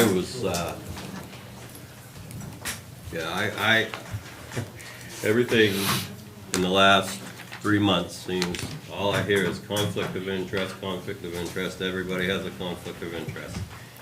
I ask 10 people, I get 10 different answers, what the conflict of, what is the definition. So I think why we asked you to come tonight was to maybe clarify, if you can, what a conflict of interest is. I'd kind of like to get the gold standard so that I know definitely in my mind what is actually a conflict of interest. Sure, and good evening, everybody. My name's John Hamer, attorney for the city. And the place you always start is with your own city codes. The city has adopted a code of ethics, which actually sets forth what a conflict of interest is. So that's really the first place to look. And I want to point out a couple things about the definition and how it applies to the council in general, because the council is a unique body, a governmental body, because a lot of what you do is legislative work. You pass laws and you take actions that affect everybody. And those types of actions, there are very few, if any, actual conflicts of interest that come into play with those types of legislative actions. You can have, because if you didn't, as a practical matter, then everyone's going to have a conflict, and no one would be able to sit there and make the decision. So when you're passing a budget, that affects the entire city. It affects each and every one of you because you're taxpayers. But it's not a conflict of interest because you are, in fact, taking a legislative action. The conflict of interest provisions that most apply to you, I won't say exclusively, for the most part, will come into play when you're taking action on somebody's individual rights, such as granting a liquor license, or when you are awarding the purchase of goods and services. In those circumstances, your code of ethics says that city officials, including councilors, shall not participate directly by means of deliberation, approval, disapproval, or recommendation in the purchase of goods and services for the city, and the award of contracts as well, where there is knowledge of financial interest or special interest other than that possessed by the general public. So that means that if you are sitting on a potential award of a contract and you own part of the business, you have a direct financial interest in the contract. You need to disclose that. Once you've disclosed that, the council can then all take a quick vote, say, yes, that's a conflict of interest, you're excused.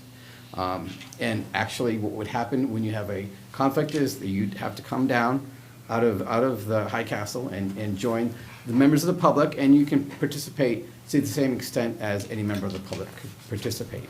You wouldn't be able to deliberate, you wouldn't be able to take the vote, and you're physically separated from the rest of the council. So that's what happens when there is a conflict of interest. So it's relatively simple when you've got a financial interest, or if your spouse, is the owner of the business in question. That's not direct, indirect financial interest, but certainly it's clear enough to everybody that you shouldn't be voting on that particular contract for a variety of reasons. At some point, the relation will be far enough away that it won't really affect your judgment, and so the council can question people. When you've raised the possibility of a conflict, then the council can say, well, do you think you can still evaluate and take action on this in a fair and impartial manner? And if the person says, no, it's just, that's my favorite third cousin on my ex-wife's side, then fine, then the person should sit down. But if the person says, no, that's a very distant relation, I've seen them on the houseboat once in a while, maybe this is too soon for that, but. Yeah, just a little. But I see them relatively rarely, and so, I think that I can evaluate this fairly, and if the board agrees, then the person will be able to remain and stay and take action. Okay, so financial interests, pretty straightforward. There is discussion in here about of special interest.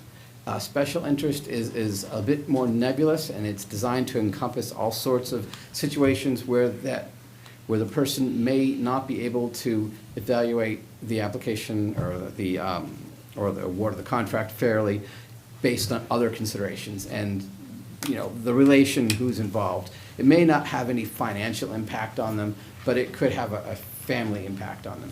And so maybe there's no financial interest, but because of the relationship, there is a special interest. Or if the person has, over the past years, gotten up and spoken against something publicly and said that there's no way in heck I'd ever approve a contract with, this particular snowplow person because, I don't think they can do a good job or whatever the reasons are. But if they've been so vocal about it as to raise a question about unfair bias, and that's the situation where you have a special conflict, or could have a special conflict. The same procedure should attach. If there's even the appearance of impropriety, you bring it up at the council meeting, and then the councilors decide, is this something that's going to be either a financial or special conflict that would prevent you from realistically taking part in a fair and neutral evaluation of the contract or of the award or whatever it happens to be. So it's always in favor of disclosing a potential conflict so that people aren't surprised later on that, gee, your, distant relative was involved and, you could get some public relations issues from that later on. But it's always a good idea to disclose potential conflicts if you've got one of those situations that would require that kind of analysis. So any kind of quasi-judicial, any time that you're dealing with the award of a contract, purchase of goods, services, or any type of action on an individual right, that's when the conflict of interest rules really kick in. If it's something that deals with the general legislative function of the council, people can lobby you left and right, and there's nothing wrong with that. And as long as, well, you didn't have to disclose it then, that's just part of the legislative process. So. Question. Yes. So in terms of kind of the adjudication process of a conflict, which you alluded to here, in terms of the rules spell that out, are the ethics and the charter, in terms of if somebody discloses or if a counselor feels like somebody else has a conflict, there's a process.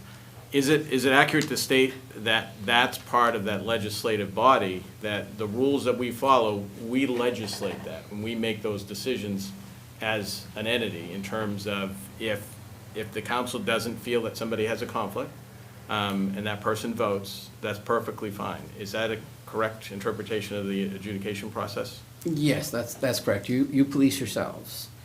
So once the question of a conflict has been put on the table, the board gets to evaluate it, or the council gets to evaluate it, and make a decision based on the information you have. Yes, this is a conflict. No, it's not a conflict. Most of the time, you may not even need to have the formal evaluation, because if it's financial, it's pretty straightforward. But what you don't want is, you really don't want to have a counselor individually recusing themselves and refusing to vote, because that's really just a no vote. And that's, depending upon the party, it may or may not be fair to the parties. But yes, you police yourself and you make that decision as a board. And so when the public will have different opinions, and we welcome that voice, and that may point out a conflict, but at the end of the day, the process is, as you stated, we have a responsibility to make that decision, and we make that decision based on how we individually interpret that potential conflict. I won't say that there will never be a time when someone won't challenge the award of a contract based on conflict of interest, where the board or the council has taken a vote. Oh, no, yeah, no. But what I will say is that I'll feel strongly that I'll win that case. Yeah, So. because of the difference piece. Yeah, once the main purpose is to get the potential conflict on the board and air it so everyone knows what the issue is. And then if 6 other reasonable people think that, yes, you don't have a conflict and you can proceed, that's pretty strong evidence. And even 4, that would work. Thank you. Councilor Hanson. So you're saying, if I think I have a conflict and nobody else on this board thinks I have a conflict, it's my responsibility to vote? If you have brought it out and you've put all the facts on the table and the board has voted and said you do not have a conflict of interest, then you really don't have any reason not to vote, because you've been cleared by the rest of your council. Can I ask more questions? The floor is yours. Can I give you some examples, and then can you tell me, yes, I think that's a conflict of interest, or no, I don't think it is, or no, because it's for us to decide? He is an attorney, so the answer is no, he cannot do that. I would kind of like that. I'm happy to have that discussion with you after the meeting, maybe not tonight, but sometime later on, and we can talk about the extent of some of the potential hypotheticals. I'm happy to go over hypotheticals. Okay. I'm sorry, just because I have been accused of having a conflict of interest in situations where I don't think I have a conflict of interest, but I guess that's not, you're not here to tell us that tonight. We are the ones who make that decision ourselves. Your responsibility as a counselor is to, when you're dealing with a situation that requires disclosure, so the purchase of goods and services, awarding of contracts, or some other action where you have a financial like the award of the business license or something like that. In one of those situations, if you have something that could potentially be a conflict, your responsibility is to bring it to the council's attention, tell them the facts, and then let them decide whether that is a conflict or not. And likewise, could a counselor raise an issue about, like if I felt like Counselor Miller had a conflict with something, I could say, Counselor Miller, I think you have a conflict, this is what I think it is, and I'd like the rest of the council to talk about that. We could do that. Absolutely, and if the public is present and they have the opportunity to speak, they could raise it as well. Certainly in a bid opening, that might be the case, but. Okay. Then if we all decide there's no conflict of interest, somebody from the public who thinks there is could actually go to court or something and. They could do that anyway, whether or not, once you've taken the step to disclose and have it considered by the council, and the council's made a finding that you do not have a conflict, it would have to be a pretty egregious case for a court to ever agree with a plaintiff in that. But it doesn't take much to file a complaint, so Right. it could happen, but I'll take odds on that case. Counselor Miller. So just to be clear, a conflict of interest would be raised, and there will be a vote by the council to determine if that person should be allowed to vote or not, every time. That's the best practice. Like I said, there may be some situations where it's so clear that it can be perfunctory, but theoretically, yeah. Thank you. I think I got a pretty good idea now. So open up for the public. Sorry, I didn't mean to get up there. It's fine, you were there, you. I apologize. No, it's fine. I didn't want to knock my crutches over, get back and then come back. It's fine. I'm John Lenahan, and I was talking with Councilor Lyons about this particular issue. Like Jean, I just want to see things done correctly and properly. I can live with whatever vote they are, as long as I believe they're done ethically, morally, and according to the law. I'm going to make my part real quick, because you really quoted the laws that I was going to read off here like that, and I have no question about any of the laws down there. I just want to tell you, there's two different sides looking at this. And my ulterior motive is there's going to be 2 or 3 council seats coming up this fall. And I want to make sure, this is an important thing to me. I'm trying to recruit people right now, business people, to come up and take some of these seats that are available. So the conflict of interest from my position, which I believe there has been here at the council, and again, nothing personal to anybody, I don't mean these personal anyway, it's just my opinion of how they were handled on that. So I'm looking at it not to go to court, not to hire an attorney, not to say there's a financial or a personal thing, but I want it known and on record, because when I recruit, part of my recruiting is going to be, I believe there's been unethical and there's been a code of ethics violated by a couple of councilors, and I believe you should have people that don't do that. So that being said, I'm just going to recite a couple things that you've already said, just to make an example of it. The council adopted a rule that council members must abstain from voting when there's a financial or personal conflict of interest. I think the financial is fairly easy to decide, even though there's a conflict. The personal is a little bit harder to decide, but I think more important. And it goes on to say that when there is a potential or an appearance of a conflict of interest, the council should identify the conflict and abstain from the vote. I guess I want to word this carefully, only because they're there's 2 that's in the league. There's also like 25 presentation of the rainbow crosswalks. And I don't know if that's what Casey was going to allude on in one of her questions or not. I have no problem combining them. They kind of relate like that, maybe in the questioning and answering on it like that, if it helps, or whatever it helps, if it helps to expedite the situation like that. Whatever you just say on that. I'll just make my comments, and you guys can say, yeah, we agree, we don't agree, or whatever. I just want to go on record where I feel there's a conflict of interest. And then don't look at me. I got massive for the council, would that be all right to combine? Yeah, these are the same ones you've articulated in the past, correct? Correct, right. So I guess I'll go in these right here. I believe that there's been conflicts of interest in 2 or 3 different cases. I feel there's maybe another potential one coming up later tonight on the executive session agendas. But my concern is that there has been a situation where a counselor sponsored an item, never identified there was a personal relationship with the matter in question there, and then further went on to vote on it like that. So it wasn't as you said, abstain from the appearance of evil or the appearance of doing it incorrectly. And that didn't happen on that particular issue on the rainbow crosswalks. That night it was won by one vote, and I believe that by what you read here tonight, that the appearance of the conflict and non-disclosure was a violation of that conflict. And so I personally feel, I just want to make sure it goes on record. That's my opinion. That's what I feel happened like that. And I think that's a clear cut one. I'm not talking about finance, but as far as from a personal perspective, it wasn't disclosed, it wasn't told that there was a relationship, nothing was said, and then it was sponsored and voted on by the person in Heston, with Councilor Hanson. Again, nothing personal, I just believe that was the wrong way to do that on that. So that's what I wanted to make it known. I want it on record, because when I go to recruit counselors to come to run for the council office this fall, I'm going to present those things as areas that I have a conflict with and I have a situation with. I don't think it's correct, and I don't think it's the right way to do that. Again, I'm not going to reread all the things you have. I have the same laws written down here, and I think just as the one, I can put my glasses on just to summarize this one. I think you already mentioned this one, but I just want to put a spotlight on how some consuls fail to act under 30-A MRS 2605-6, appearance of conflicts, which states officials must attempt to avoid the appearance of a conflict by their disclosure or their abstention. And I don't think either one happened in those particular cases.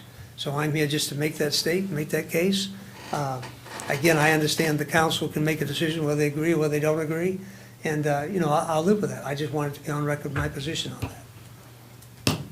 I don't know if I should be talking to him or talking to the council like that, but we're all communicating, I guess. Councilor Howland. Prior to your words here, I'd like to get back to something that was said.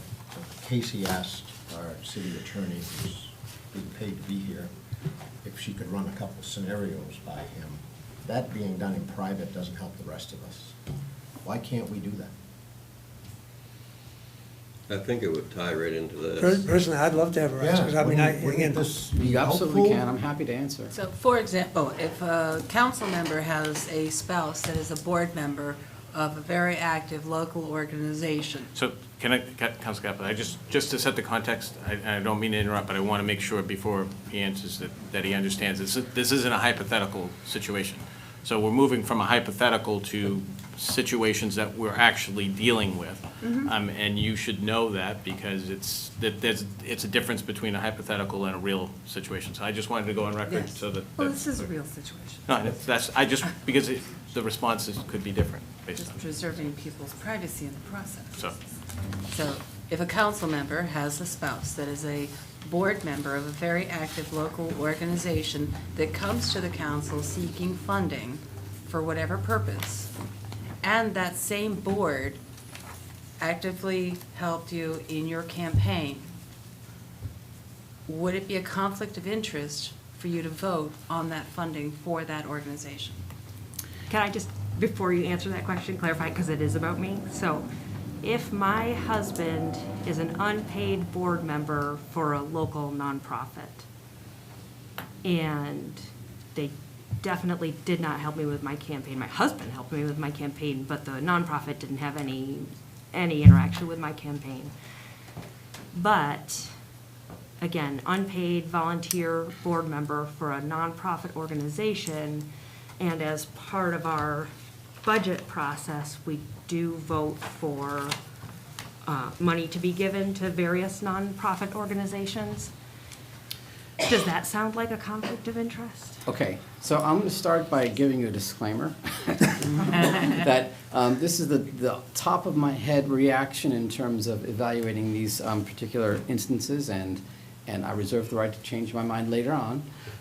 But from what it sounds like to me, it is the first question you should be asking, is this a legislative function that you're dealing with, or is it a quasi-judicial function, such as a permit or granting of a contract?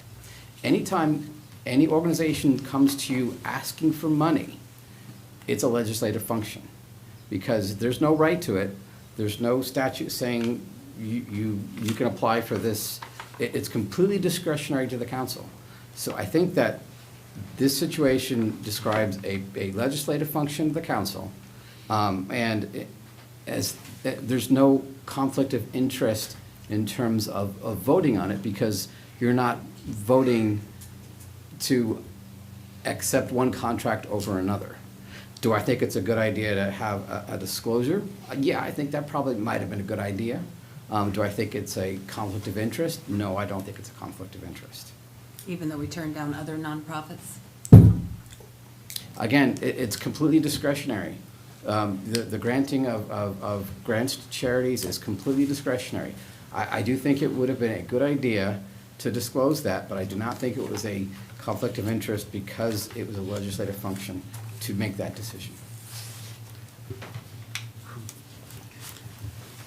Didn't we want to ask about the other issue? Maybe we can get rid of number 25. Number 25. Want me to present the other issue? Yeah. I'll answer if you see fit. A high school group of students presented a proposal to paint a rainbow crosswalk on Franklin Street. There was no money. We weren't paying for it. The group was paying for itself. So it was merely an approval to allow the group. My child was actually not in the group, so part of that accusation was that my kid was in the group, but they're actually not in the group, but they did show up. They do care about the issue, as do I. And they did show up on the evening that the decision was made and the discussion was had. Is that a conflict of interest because my child cares about the issue that I voted on? Again, I think this goes back to this distinction of legislative functions and quasi-judicial functions. And if a group comes to you asking permission to do something which there's no right to do, it's not an award of a contract, it's not purchasing goods and services, it's not granting a permit in the, like it would be for a food handler's permit or something like that. It's granting permission. So I don't think that would be a conflict of interest if your child or any family member was part of the group making the presentation to the council. I think it would have been wise to have disclosed that. If they were a member of the group in general but not making the presentation, then, you know, that's probably not as important. Yet the head of that particular group, the adult sponsor, also happens to be on that same nonprofit organization, which her husband is a board member of. Again, I just don't see this as being a conflict of interest. I think this is part of the legislative process, and the council has the discretion to grant or not grant. And any member of the public can come up and pitch their views to you in private and saying, when you go to the meeting, think about this. And because it's a legislative function, then they can do that. It's always a good idea, if there's a connection, that you disclose it in any context. That's a good idea, just to avoid the appearance of impropriety. But unless you're making decisions in the quasi-judicial arena, I think it's just part of the legislative process. I don't see it as being a conflict. And I would just want to go on record too, that to remind everybody that there's verbally saying this is the situation, and then there's the part where we all know that was identified repeatedly throughout the conversation, the relationship between Counselor Hanson during that situation, so that potential conflict was out there.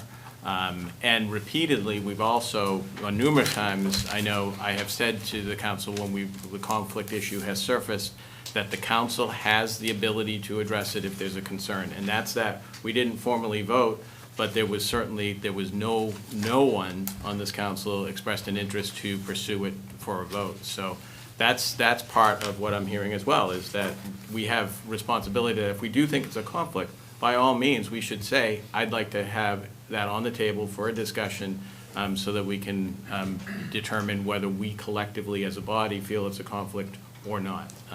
And to date, no one's taken that action. Yeah, and I appreciate you guys taking the time to hear me out tonight. My position is that it should have been disclosed that night. As your attorneys represented like that, at the very least, it should have been disclosed. And it wasn't.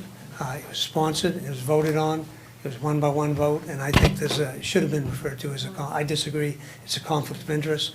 I'm not mad at anybody, I'll buy anyone a cup of coffee. I just wanted to have my day in court, if you will, present it, and I'm going to use it to recruit more members for the city council this fall. So I appreciate your time and effort. Thank you very much. Thank you.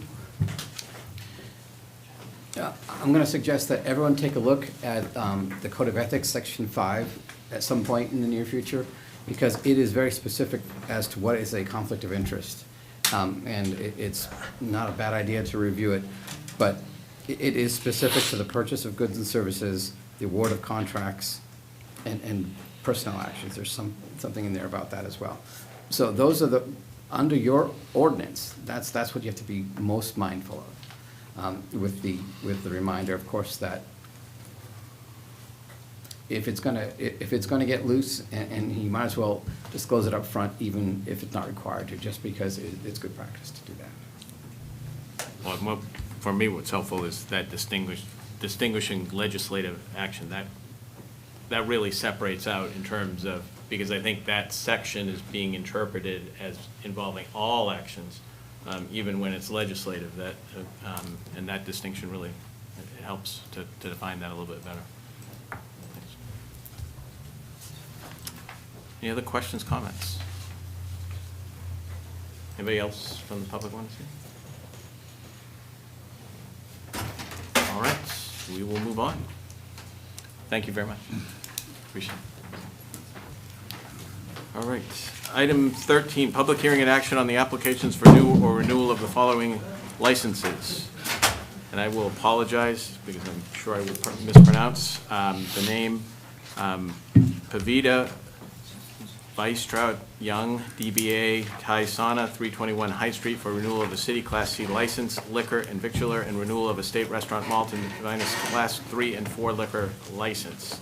This is a public hearing. I'll open the public hearing. Public hearing is open. Anybody like to speak? Is everything in order? Everything's in order with all the applications? Seeing no interest, I'll close the public hearing. Public hearing is closed. Move to approve. Second. We have a motion and a second. Any discussion? All those in favor? Unanimous. Finn's Irish Pub Incorporated, DBA Finn's Irish Pub, 156 Main Street, for renewal of a city Class B license, amusement, victular, and liquor, and renewal of a state restaurant Class 1, 2, 3, 4 malt, spirituous, finest liquor license. This is a public hearing. I'll open the public hearing. Public hearing is open. Would anybody like to speak?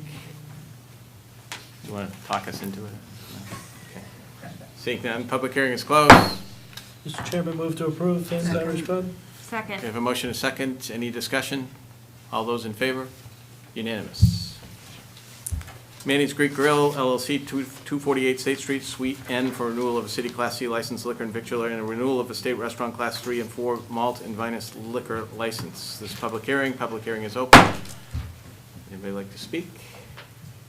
Seeing none, public hearing is closed. Move as presented. Second. Motion is second. Any discussion? All those in favor? Unanimous. Sugar Mags Central LLC, DBA Sugar Mags, 142A Main Street, for renewal of a city Class A amusement, food, arcade, and mobile vending. This is a public hearing. I'll open the public hearing. Public hearing is open. Anybody like to speak? Seeing none, public hearing is closed. Move to approve. We have a motion. We have a second. Any discussion? All those in favor? Unanimous. Item 14, Council Order Number 062001, appointment of city officials by the City Council. A, reappointments. Those are listed in our packets.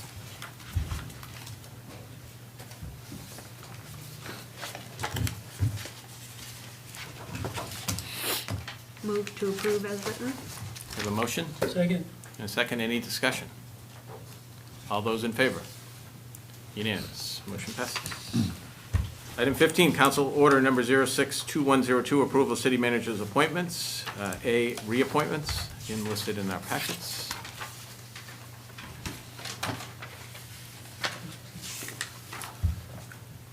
Move to approve as written.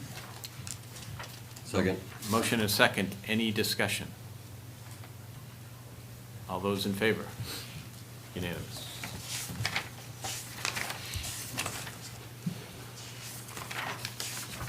All right. So, Mr. Chairman, yes. I just want to point out to Mr. Mosier, you have the honor once again this year. Being the tree warden? Tree warden. Yes, I know. I think personally, it's last on the list. I think it should be top of the list. I was hoping I wasn't gonna get removed from that position. I can- Thank you for the vote of confidence. I can hear your excitement. Anybody, are we good to keep going? Yeah, yeah. Because we'll take a break before the budget, because that will, once we're in it. Yes, we will. Okay. Item 16, public hearing and action on council order number 062003, authorization for tax anticipation borrowing, $2 million. Turn it over. Good evening, councilors. Josh McIntyre, Finance Director. I handed out a separate page today that has slightly different language on the bottom for this, so probably might be best to go from that. But on page 96 of your packet, you can see the documentation for the banks that submitted bids. Annually, it's been the practice of the city to borrow $2 million through tax anticipation note.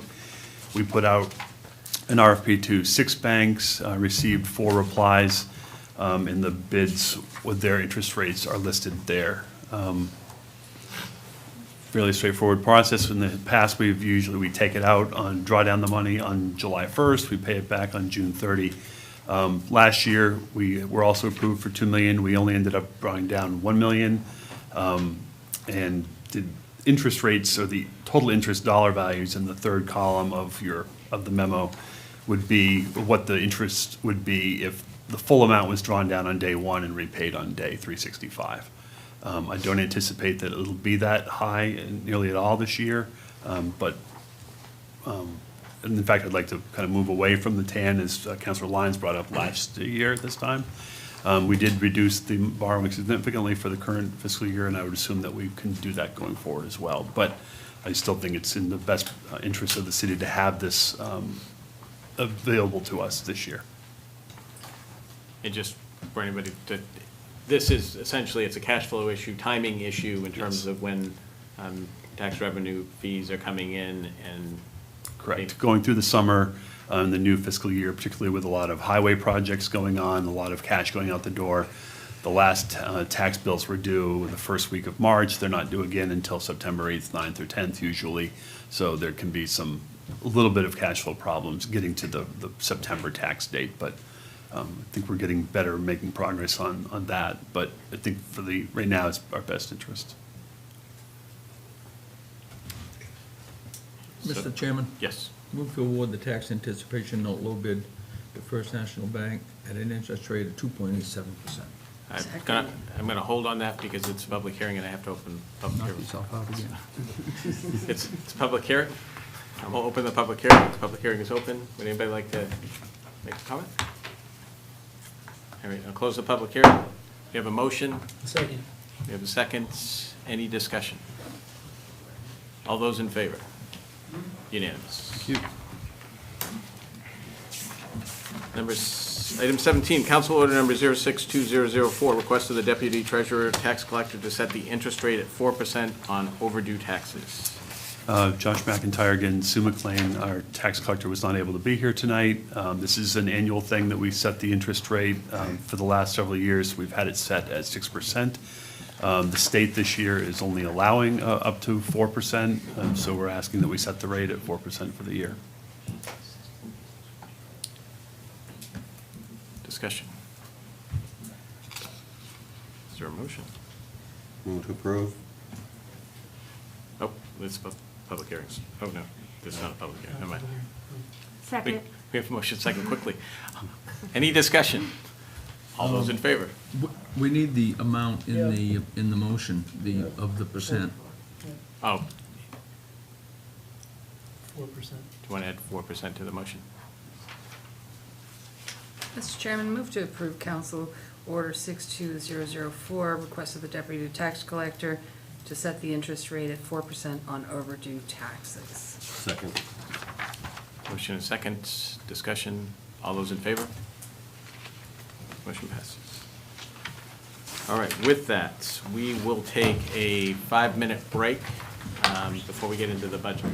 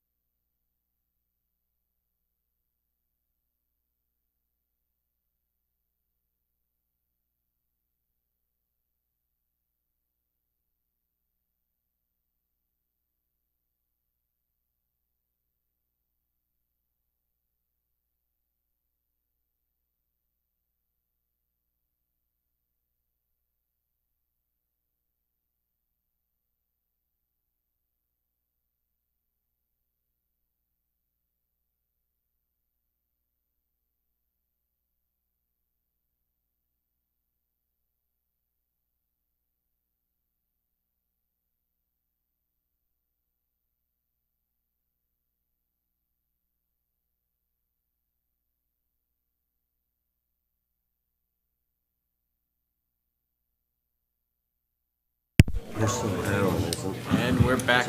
We'll wait. I'll call us back to order.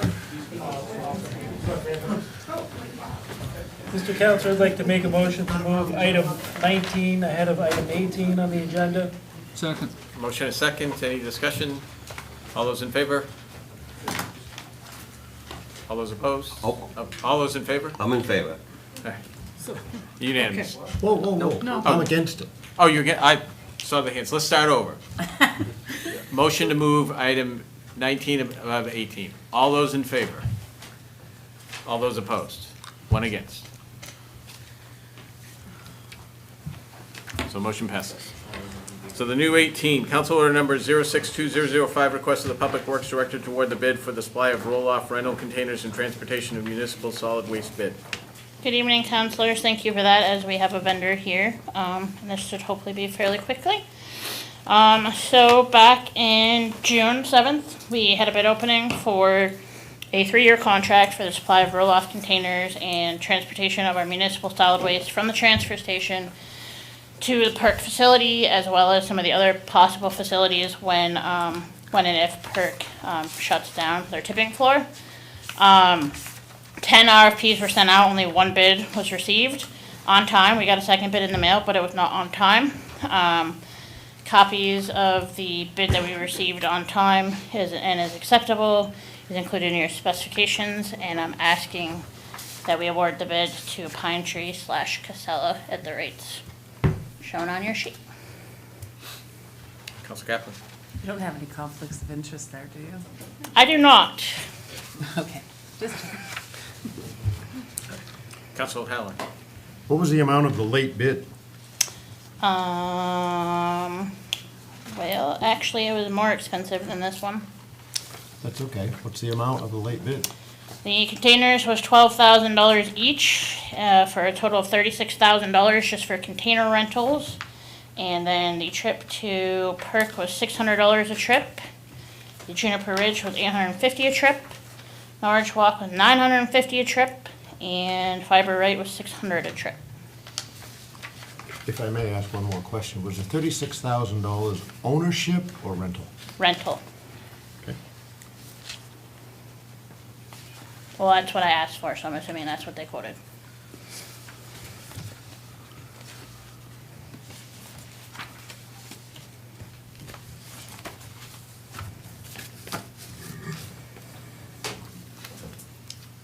Further discussion?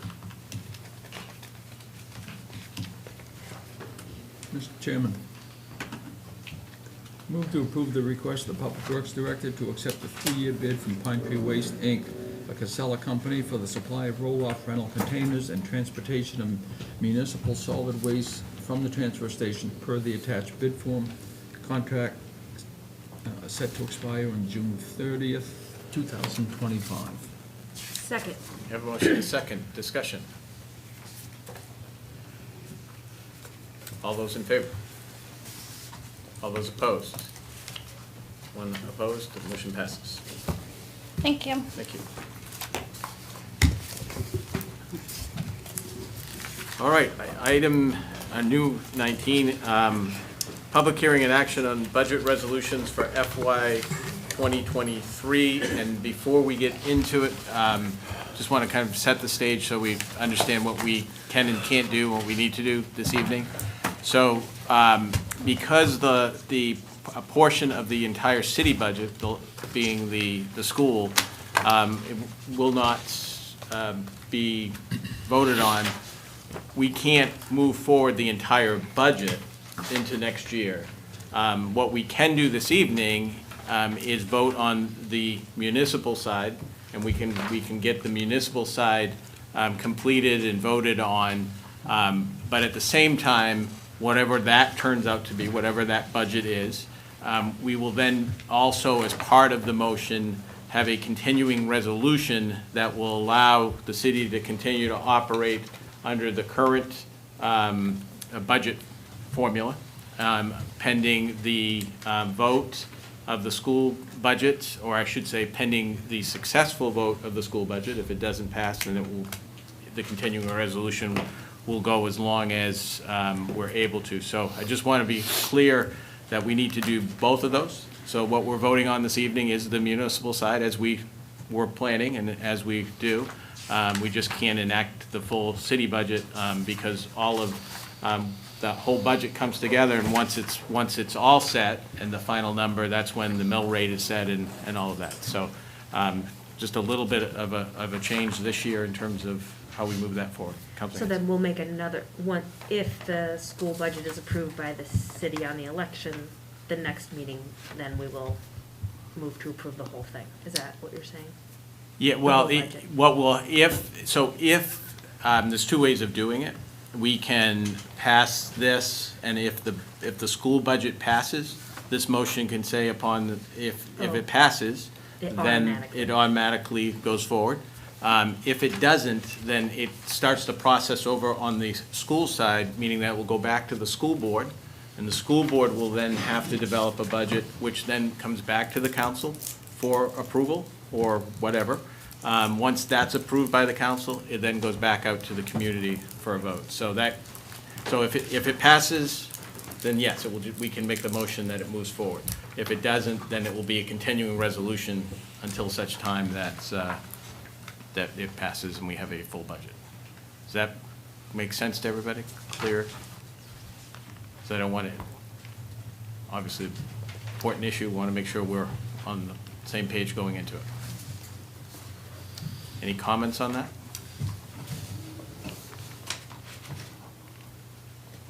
All right, so with that, this will be a public hearing, but as we have done, we should certainly start with some discussion to let the community know where our thoughts are, where we're headed, and then we'll open the public hearing, and we'll go from there.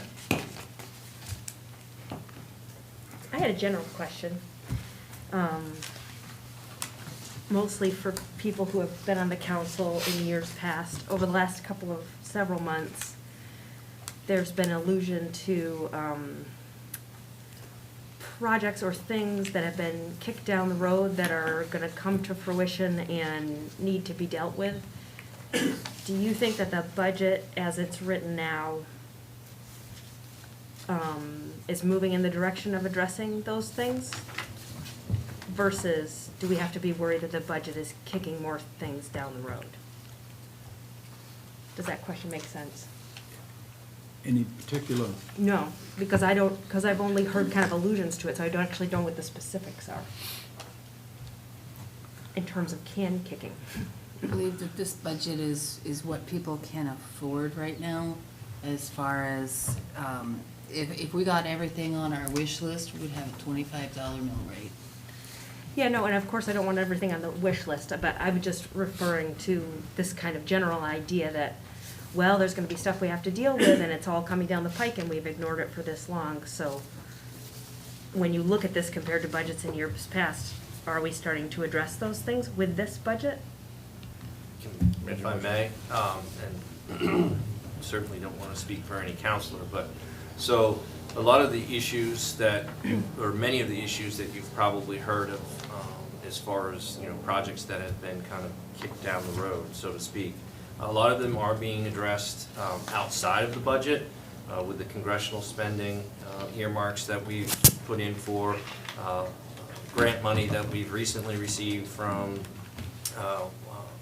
the DEP for infrastructure upgrades, both at our wastewater as well as within the water department. The Surrey Road project you've heard a lot about, and this budget does move that project forward.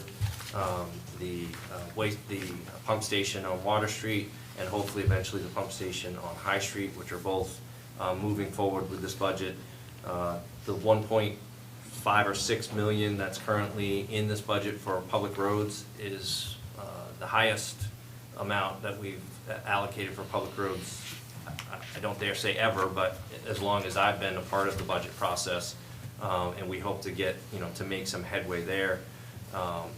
Part of the grant funding that we're receiving is to deal with not just wastewater, but also deal with drainage issues, which will help to move some of these road projects forward that we, and drainage issues that we've had around the Oak Street and downward towards the river, issues that have been needed to be addressed.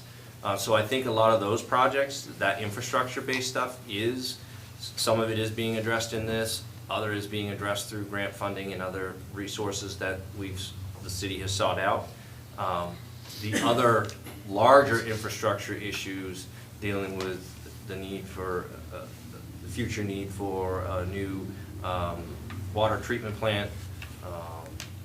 There's been, for years, there's been conversations about a public safety building, or what do we do with our emergency response folks, first responders, as they continue to grow and outgrow the space that they currently have.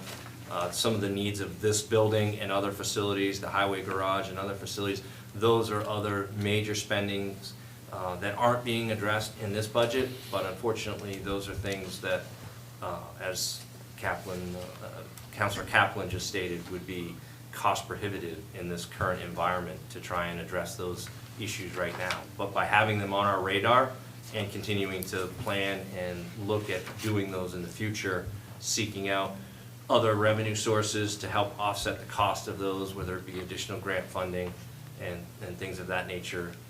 So they're not necessarily getting addressed, but they're also not just getting kicked further down the road, because we do plan to continue to look for resources and address them in the coming years.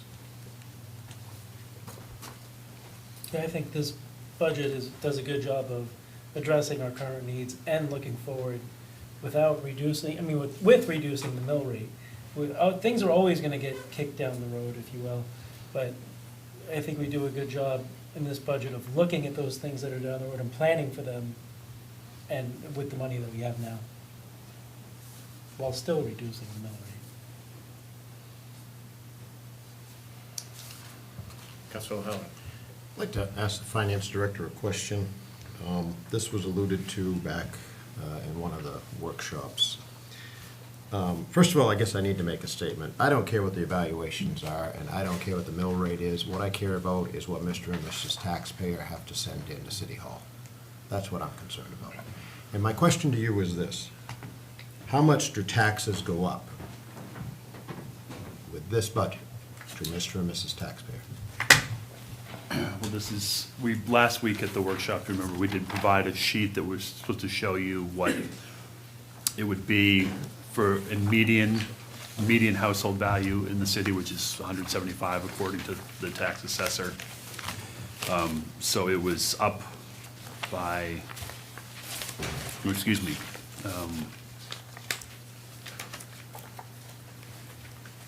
was down by about $18 a year. Okay, so total taxes collected last year and total taxes collected this year on this budget, I understood it to go up. It goes up when you calculate in the anticipated assessed value increase. Right, that's my point. Right. So what is that number? How So- much more are we asking of the taxpayers with this budget? $50 for the Times how many? $175,000 median home. Their tax bill will go up $50 with the current mill rate of 17.93 and an increased assessed value of So the average home in 1.55%. Ellsworth, or the median home in Ellsworth is $50, or real estate, or what have you. Correct, yeah. Councilor O'Halloran, put it down. Oh, thank you. That's a house, it's $175,000 value. Right, what's the total amount is what I'm getting at. Total amount of the tax, the total aggregate amount of the tax bills last year compared to this year, for this budget. Well, the amount to be raised by taxes in FY '20 was 20.1 million, and this year we have 21.04 million. So 20.1, 20.13. okay. And this year's 21 million. 21.04. So roughly $1 million we're asking our taxpayers to give us. A little, about 900,000, yeah. So it's going up $900,000. Not impressed. And that is partly because we are dealing with a lot of these contracts. If you have a $20 million budget last year, and you have mandated 5% increases in salary for a set number of employees, you're already starting at 5% above the 20 million, plus the goods and services and the inflation that we are dealing with, if we stay with the exact same budget as we did last year, we have to give up something. Agreed. So, we have to give up roads, or we have to give up staff. You have to get something. Well, that's what we're here to do. That's, the budget that's in front of us is the budget that we are talking about. So $900,000 would give the taxpayer, or $1 million. If there's $1 million across the city, would give the taxpayer the same bill as last year. And they could put that towards their oil bill. Well, no, it wouldn't be the same, because the evaluation's still gonna increase. So the taxes are still gonna go up. Because even if you hold your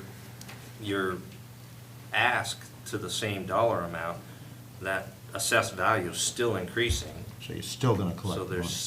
there's taxes are still going to go up. So that, this is what we've been dealing with for every Monday since March, in terms of going through it and trying to identify. There seems to be a consensus to increase some of the budgets, and tonight we have to reconcile that. So this is where we're at. So if you have a proposal in terms of where you want to cut 900,000, you have that right to do. Mr. Chairman, I don't make it, I think it's well known, I'd start with the library. A $76,000 increase in their budget, in my opinion, is completely unwarranted. Also, to ask the citizens of Ellsworth to pay nearly twice the cost than a citizen of an outlying area who has a library card. To me, it's just unfathomable. Raise the cost of the card to, what was it, $60? It's now 30 or 35. The cost to the Ellsworth taxpayer, in round numbers, is $60. Why is not the residents of other towns paying that same cost? Why are we paying the cost for them? That has not been explained sufficiently, and I would roll back that $539,000 back to the $463 of last year, because they have not explained their request. Furthermore, I have a question. Adam, how many employees on the city highway right now, please? Including myself, 12.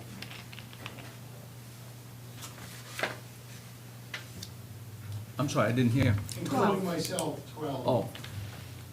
You've been there quite a while. What's the high number that we've had in the past? High number of employees? Yes, sir. 12. The high has been 12? No, 13. Prior to me, there was 15, but that was many years ago. And we had our own mechanics. There were 2. And my point on that, the department has been cut 3 people, and yet we ask them to do more and more and more and more with 3 people less. I think it's short-sighted on our part to cut that proposed addition to their department, taking them up to 13 people. And son of a gun, the $70-some-odd thousand given to the library would more or less pay for that. And to be honest, I'd rather have the streets and sidewalks plowed in the proper amount of time in the wintertime and/or repaired in other parts of the year. I think the money would be better spent. So, Councilor Hanson and then Councilor O'Connell. I just had a question related to Councilor O'Halloran's question about how much tax revenue is increasing. Are there more taxpayers this year compared to last year? Or more businesses paying taxes I with new would development? not, the tax assessor could speak to that better. I don't know that there's been an appreciable increase. I think I think he commented on that. I don't think there was much. Okay. I can't recall. Councilor Mallon.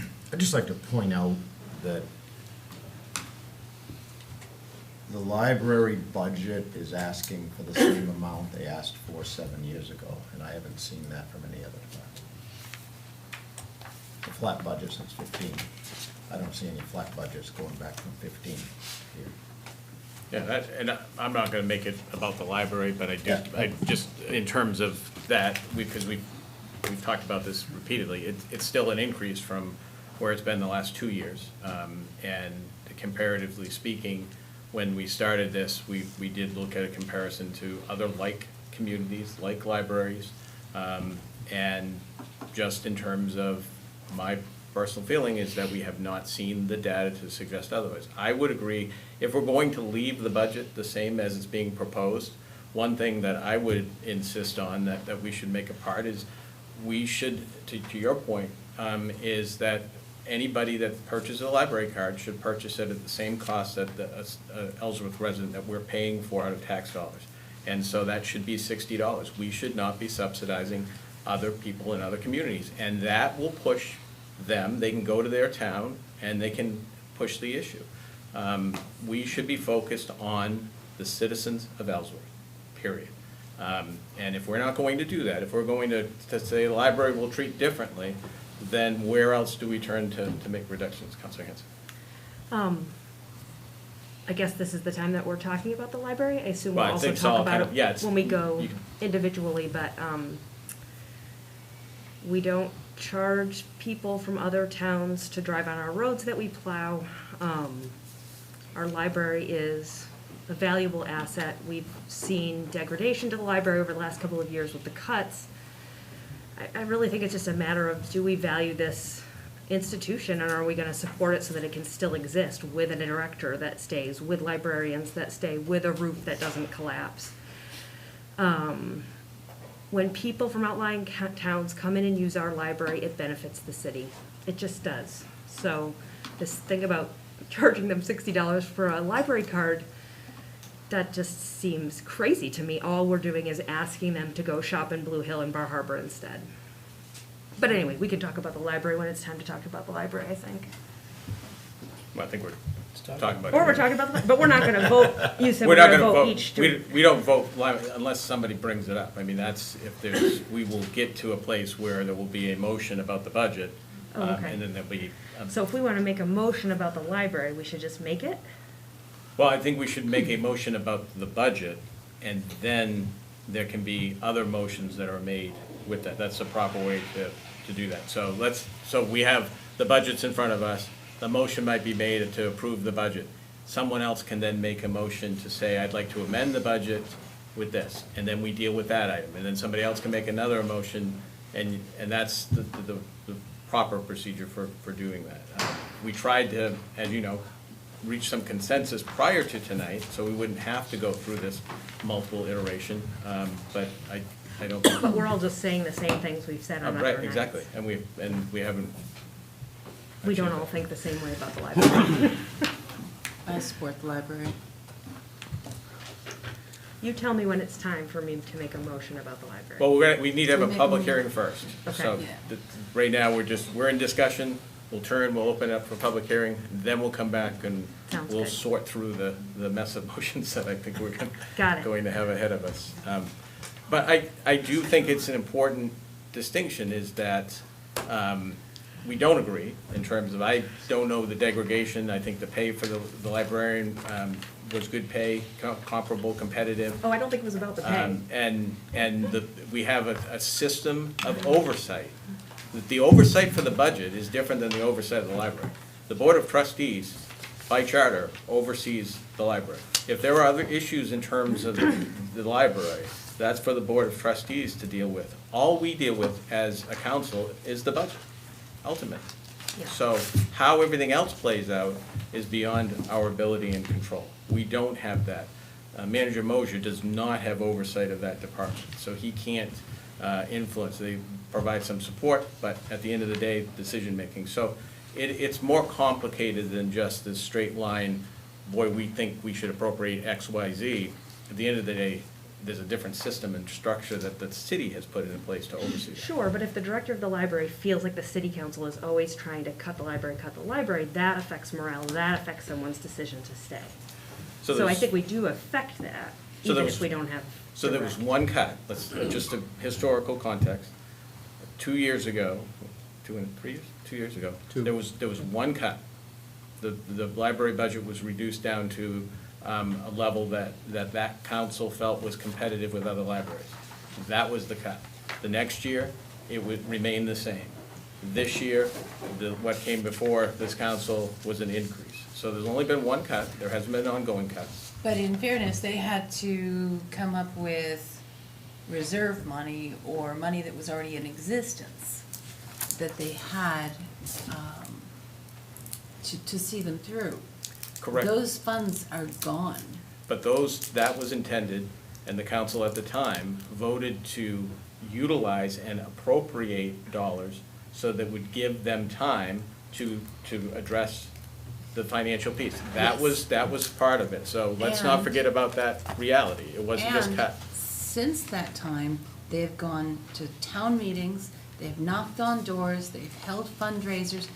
I don't know of any other librarian that has to basically go from town to town, door to door, looking for people to buy a library card or for towns to support their library other than their own city. That's embarrassing. That's the choice of the trustees of how they manage that. That's not the council. So the recruiting, going to town, how they want to do that, that's not the council. Well, what other choice do they have? You're saying you need this much money, you go out and find it. If they want to go above, and I'm just telling you my perspective, if they want to go above the appropriated amount, because they are a different type of entity within the city. Public Works can't go to other towns, and we don't serve other towns in Public Works, but they are a different kind of entity. If they want to go beyond what the budget is that's been approved, then they have to raise that. And how they choose to do that is up to them. And they have repeatedly, and in fact, my first year on the council, I sat in, one of my first meetings was a strategic planning meeting that the library had. They brought in a consultant, and they talked about the need to go to surrounding communities. It didn't come from the council. That was their strategic planning. They talked about it. So let's not connect the decision in terms of reducing a budget with forcing them to do something that you think is degrading. That was their choice.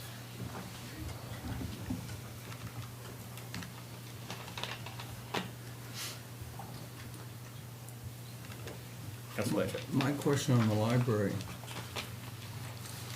if they had come in with a, let's say, a $639,000 ask, would there be counselors at this table saying, okay, let's give them $639? Just because you ask for something doesn't mean that that's what you're going to get. My suspicion here is that the old line, ask high, see what we can get, because we know we're gonna be cut. There still has not been any explanation of why they need or want a 16% increase, and why they think it's fair for Ellsworth residents to pay $60 a head, not a taxpayer, but a head, when a card holder in a family, and you really truthfully only need one card in a family, not everyone in the family has to get a card, pays $30. You were upset at a school budget meeting when you understood that Ellsworth was paying I think it was $19,000 a head, when out-of-town tuition students were paying about half of that, $8,000, $9,000. but yet you seem to think it's okay now that Ellsworth pays more per head than an out-of-town student. Why the flip-flop? Because on this budget, according to the librarian, the baseline cost is the same. A $29,000 difference. I asked her point blank Yeah? for those numbers, and she showed me that she still has the maintenance cost, she still has the staff cost, she still has the lights cost, she still has the heating cost, she still has the repair cost. There's a lot of the costs that don't change regardless of the number of card holders. If you don't have the same amount of people coming in through the door every day, then you don't need the same amount of staff. Staff is the biggest cost in any business, whether it's a municipal, whether it's private business, whether it's a public business. So then, if you don't need the staff, then you cut your costs there. The $29,000, as I said before, was just a lark. There was no basis to that whatsoever. So what I would say in this discussion, I obviously have a different perspective. I think that the library budget as proposed is going to pass based on our discussions. That's my sense in terms of the votes. So in terms of, but I think it's still my responsibility to voice my concern. I'm not going to propose that we cut it. I don't think it's going to happen, so that's kind of a waste of a motion.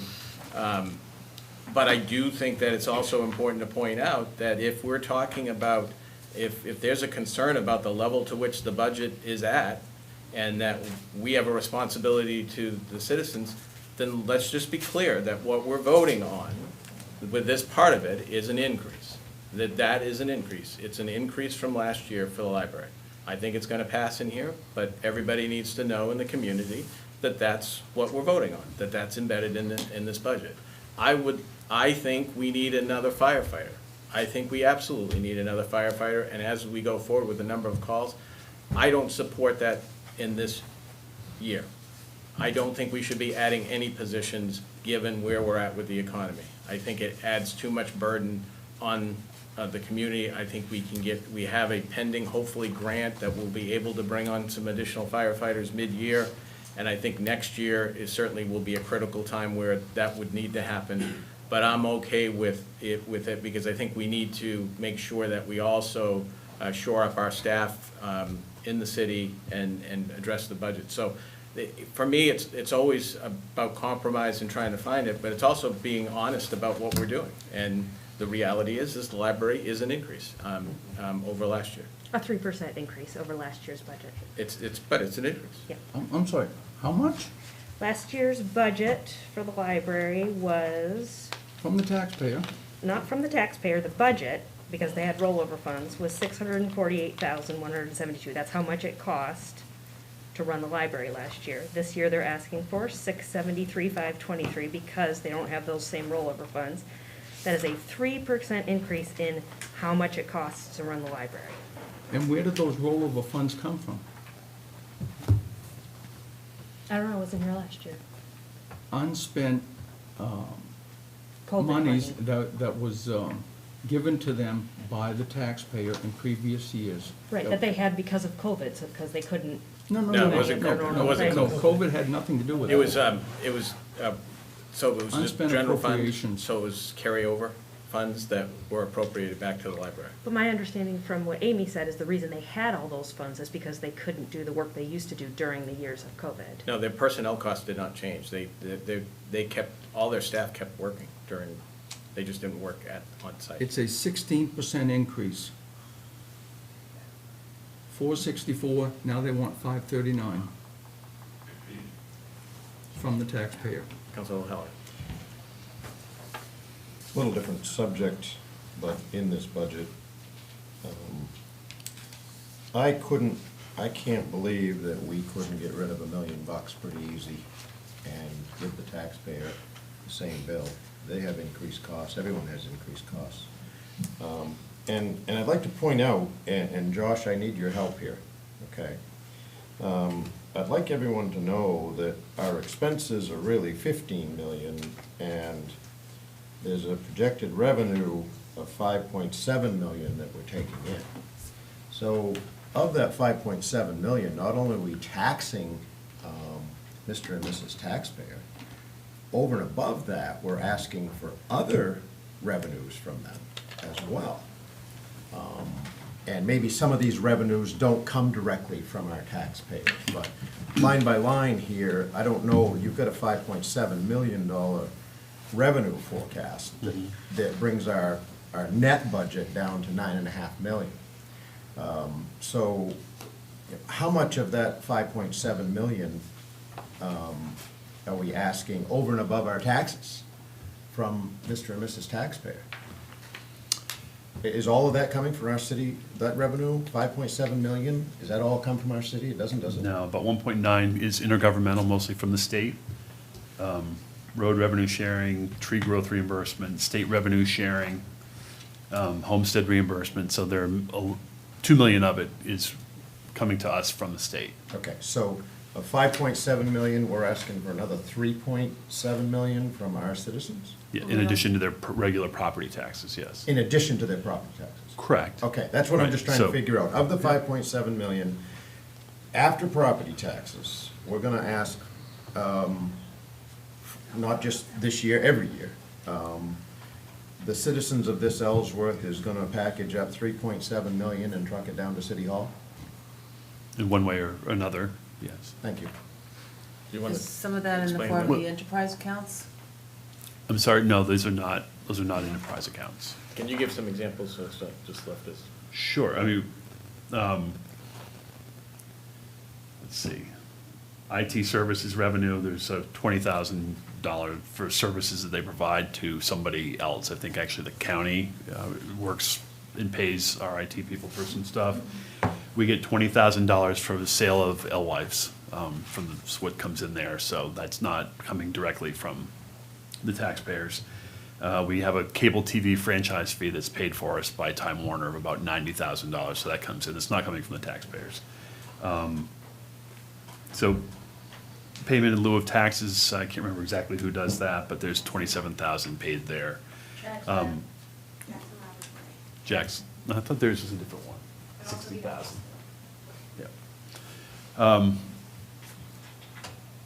So there are a number of, there's financial water supply revenues, there are many different categories that we have here in section 3 that you can see, but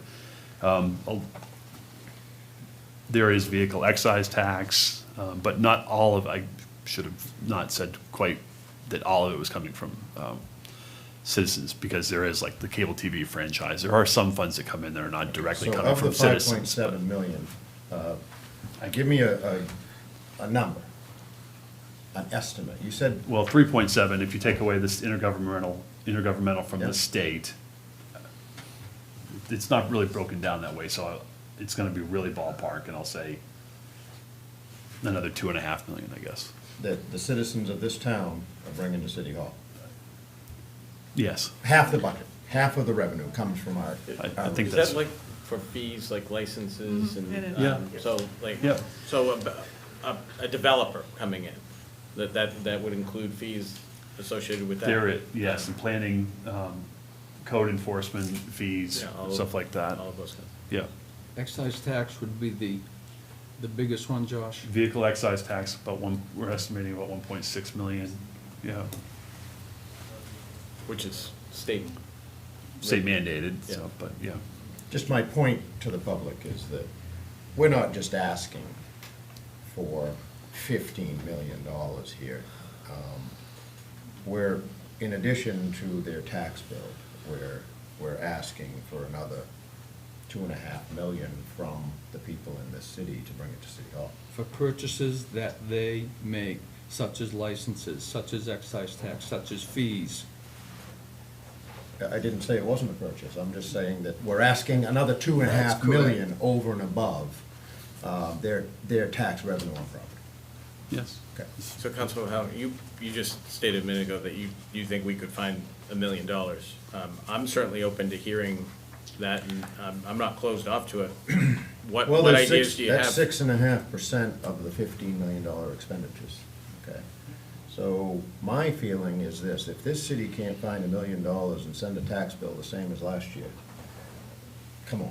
But that's for us to do, so what do you want to cut? Turn to your department heads. We've been doing that since I understand. April. So what are your ideas? My idea is to send this back and get this thing cut by $1 million and send the taxpayer the right amount.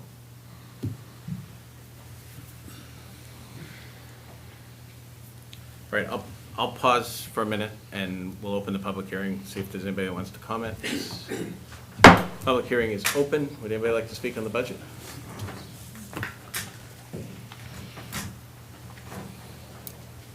John Lenahan from Ellsworth. I'll keep it short on this one. I think the budget should remain exactly the same as last year. I would like to see $1 million cut, but I know that's not gonna happen, but it should stay exactly the same. So I believe the council should turn it back to whatever department heads will make the decision. I'm not gonna, I haven't been to the budget meetings, so I don't know specifically what you should cut it, but I think that the total amount that the taxpayer should pay should not go up. Our budget should stay the same. It's a tough economy out there. You know, I banged around a few times. I've turned a lot of broke-down businesses that have been foreclosed and shut down, turned them into profits. I know how to take bad things and make them good financially. City of Ellsworth is living on the edge, I think, and a lot of other government agencies have as well. So I think we're pushing too far, and we need to cut that back. So I'd like to see the taxes stay the same if the council could do that. Thank you very much. Anyone else like to make a comment?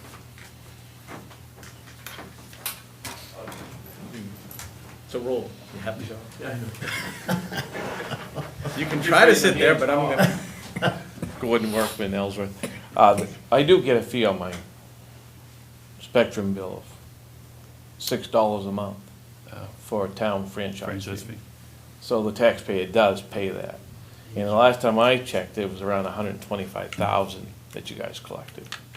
That's what the last time I did. That was a couple of years ago. So, anyway, I just thought I'd throw that out, that we do get taxed on that because of the fees passed to us. We don't set them. So we don't have control of that. Right, I get you. Anyone else like to speak?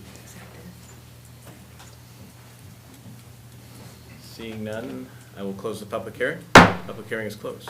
Council Caplan. I'd just like to say that if you get the exact same budget as you had last year, that means that because of the mandated increases in salaries per the unions and per the contracts, then we have, that additional monies of 5% or whatever is going to cut into the pavement we can buy, the salt we can buy, the equipment we can buy to take care of the roads. All of which cost significantly more, I'm sorry to interrupt, but all of those materials costs are up as well. But again, we're gonna have less revenue to be able to, we have to do without them. We have to keep the same staff because we have contracts, and those contracts have been negotiated, and they have automatic pay raises, and with those pay raises come increased payroll taxes, et cetera. So we're still paying that. And if we had the exact same budget, that means we do without salt for the roads, gas for the vehicles, or whatever. So, it's kind of an, you know, we're stuck because of the. Goods going up. Yeah. Which we've all experienced, everything going up. So, and I just quickly, no, Councilman. I just want to comment in terms of, I understand the suggestion to take it back. I personally don't agree with that approach. I think that's what we've been doing with the city staff. I think Manager Mosier has been responsive. He took several discussions, went back and actually reduced the budget even more. And I think that's been the process. I think an obligation, one of the biggest responsibilities we have as a council is to set the budget each year. It's by far the biggest impact on the citizens. I don't think sending it back to the city staff, I would expect Manager Mosier to come back with the same budget that he's presented, because that's what he feels based on his department, what they can get by with. If we want to make changes to it, that's up to us, and we should make those changes. So for me, the work is tonight, and that if we need to reduce it, increase it, whatever we come up with, that's what we should be doing at this point. So Councilor O'Donnell. I just wanted to echo, I realize everything has gone up, but we can't reach into the taxpayer's pocket just because everything has gone up. We gotta find ways to be creative and to keep a flat budget, like the library has done since 15. That means everyone has to come up with 6.5% cut in their budget, the way I see it. If everyone can come up with 6.5%, it doesn't take long to come up with $1 million with some of these expenditures here. Postpone a couple of police cars, postpone a dump truck, postpone something from the fire department. You know, the taxpayer is not only getting increased taxes, but they're gonna deal with all these expenses that we're talking about that Gene just mentioned. This isn't a bottomless pit that we can just reach into because we think we need it. Councilor Blanchett and then Councilor Miller. I've been on the council 9 years this month. I've seen years where police cars have been postponed. I've seen years where fire trucks have been postponed. I've seen years where city highway equipment has been postponed. And every damn one of those postponements cost us money, more money down the road than what it would have cost us if we had bought the damn things originally. This thing of postponing and trying to get more blood out of a turnip and putting more repair cost into outdated equipment that should have been retired last year cost us money every year. We can talk budget money till we're blue in the face, but to postpone anything is going to cost more next year. I'm sure all the PD cars this year are much more than they were last year. Same with the snowplow equipment, same with any fire equipment. Everything has gone up. If we postpone it again, we're gonna pay more next year. There's a cost to postponing. Councilor Miller. I agree with everything Councilor Blanchett just said, and it's everything that I was just gonna say. And I think the responsibility is on us, and if you want to make suggestions, please make suggestions. Otherwise, you know, let's move along. I'd just like to just say that if I thought there was $1 million that could be cut out of this budget, it would have been cut out of this budget. What I brought forward through all my conversations, sitting through hours and hours of these meetings, meeting individually with all of the individual department heads, going through their budgets painstakingly, line item by line item, cutting $250 here out of office supplies just because we think we can get by without buying a few more paper clips. That's how minute details we've gone through the budget to come forward with a budget that I felt, under the circumstances, with the situation financially for everyone in our city, that was as fiscally responsible as we could possibly be and still maintain the level of services that we maintain in the city and provide the level of service that our citizens expect from everyone here at City Hall. And as I've said, I mean, I understand where we're at. I think the compromise for me is, I mean, I could keep pushing on issues that I feel passionate about, but I think that the compromise is what's been put in front of us. And unless there's a specific proposal to make some other very specific reduction, I think this is a good budget.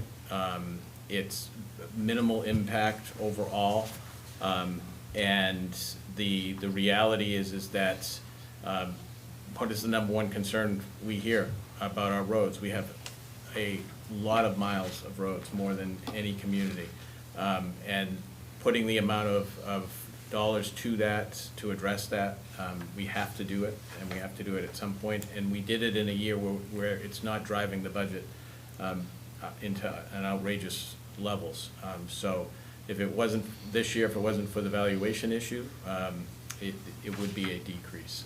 But that's out of our control around what's required around the valuation. So for me, I would certainly look for a motion to pass this budget and start the process.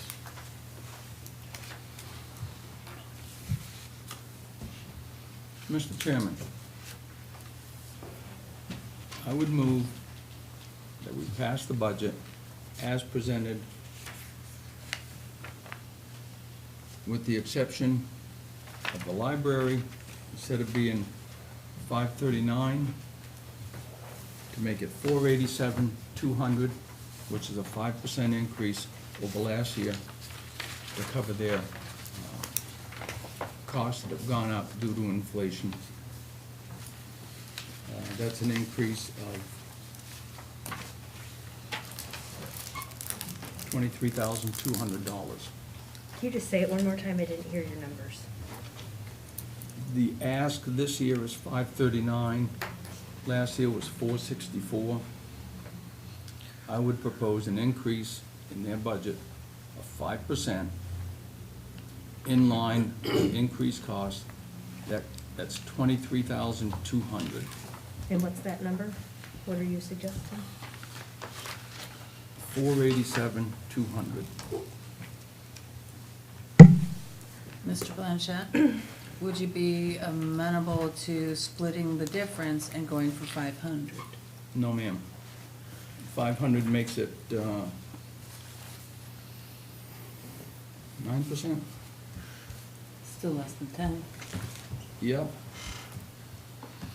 The employees, on average, it depends on which department, but I believe that you use the number 5% increase. There's no reason for them to get more than a 5% increase. I think 487,200 is sufficient, and that is a huge amount compared to other libraries in like-sized communities, as per the email that the chairman sent us 2 or 3 days ago. I understand that, but So, we have a motion. Is there a second? Second. Okay, now we have discussion. Counselor Caplan. I couldn't agree to 487. I could agree to the 9% and split the difference. But I certainly could not agree to the 487 because they're kind of stagnant in their growth. It just doesn't seem to make sense to me. And other departments have gone up as much as 13 and 16%. If they raise their card fee to out-of-town residents to $60, the same amount the Ellsworth residents are paying, that will garner their extra 4%. No, it won't. Their extra $12,800. No, they'll just go to Bar Harbor. Counselor Hanson. you're here. So it won't, because they'll just go to a different library, which is what they're already doing. I won't approve of a budget that lowers the appropriation requested from the library. I won't, because the city council has been trying to balance the budget on the back of the library for the last several years.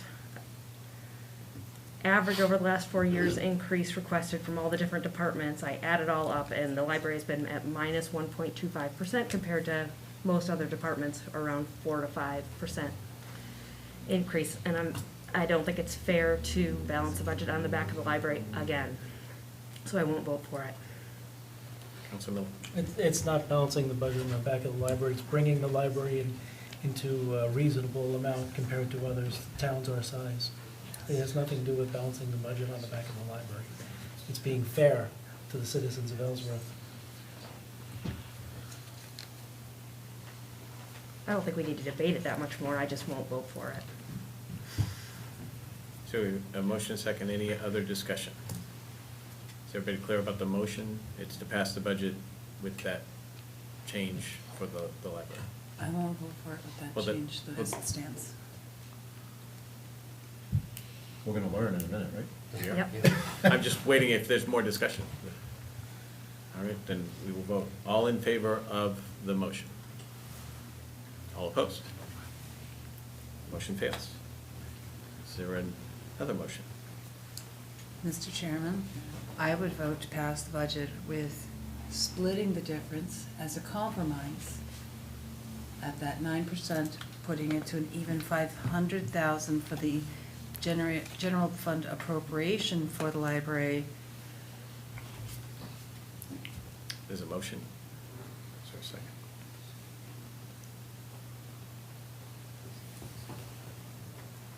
So it's gonna be all or nothing. I'll second it. So we have a motion and a second. Discussion. Where does that leave their out-of-town card fee? That's up to them. That's up to the board. As Dale said, that's not really our business.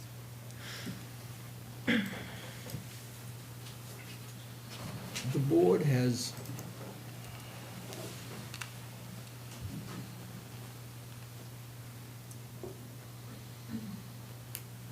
let me down in the past, from what was said to what was done. And as far as I'm concerned, that's the track record, and I don't expect anything different will be done this year. The Ellsworth taxpayer is still on the hook. Every resident in Ellsworth is still on the hook to pay double what a household, not every resident in that household, but a household has to pay for a library card. And that's just unfathomable. You didn't like it when it was that way, when you thought it was that way with the school board, but you're okay doing it with the library. What's the difference? Well, $25 million difference. It's a big difference I'm between talking- 19,000 and 9,000. I'm talking principle. What's the difference? It's okay for the library to charge the Ellsworth resident more than out of town, but it wasn't okay for the school board to do that.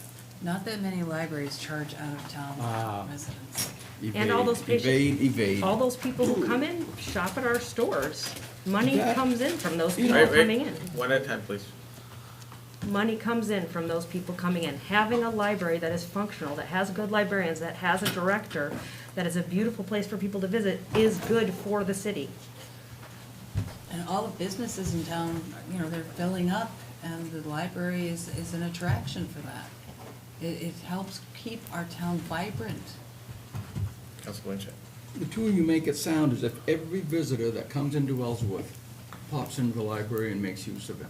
You don't? No, it's that every visitor that comes into the library also goes and shops at stores. Not necessarily. 70%, they did a tally. That's like Am I saying right? No, everyone that- 70%. 70%. That's like saying everyone that goes up on Beckwith Hill stops in at Walmart or Martin's or Tractor Supply or whatever. No. Most of them do. Why else would they go out back with that? That's right. Your farm. To go to the harbor. And buy a harbor library. I'm talking about a compromise. So we have a motion and a second. We're in discussion. Any further discussion? Because if we don't do the compromise, the next thing is gonna be a vote on the full Mhm. Monty. No, there could be a vote on a compromise between your number and my number. I mean, there can be, you know, all kinds of votes here. Any further discussion? All right, seeing that everybody understand the motion? Could you repeat it? Yes, so the motion on the table is to pass the budget as presented with the amendment to reduce the library budget to $500,000. The Ellsworth appropriation. The Ellsworth, the Ellsworth, the tax appropriation. I have one question for Josh.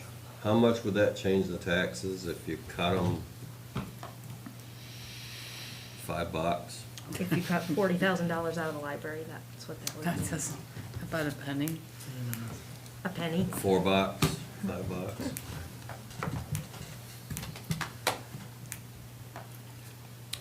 It would theoretically drop the mill rate to 17.86. So it was 17.94, so 0.04.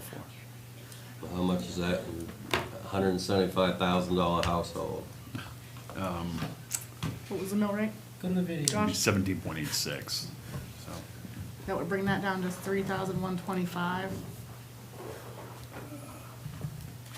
What was the mill rate prior to that? 18.03. 31.55, so was that $30? That would drop at $30.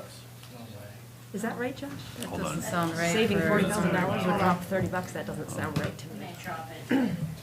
So, while he's getting, It would be $7. $7.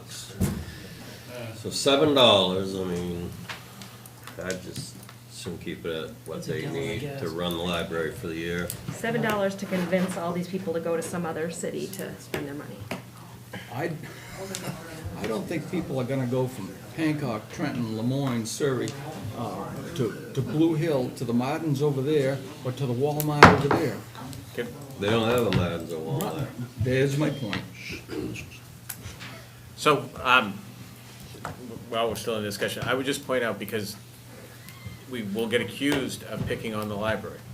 I want to point out that no one here has yet to make any other suggestions about cutting. I hear a lot of conversation about reduce, but I'm not hearing any motions from anybody else on this council to do that, except for this one. So, for me personally, hearing nothing really negates that argument that we're picking on the library. This is one part of it. If you have a suggestion to make other cuts, I'm not interested in repeatedly hearing that you're picking on the library, No one's coming forward with other, It's just the library's a big number.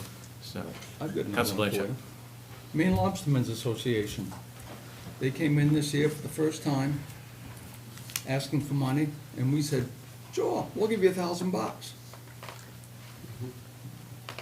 Last I knew, there weren't any lobster waters in Ellsworth. And people said, well, yeah, but there's restaurants that serve lobster. There's lobstermen that live in Ellsworth. That has nothing to do with it. We're here for the Ellsworth residents. We aren't here for the Maine Lobstermen's Association, and there's no reason that we should give them $1,000.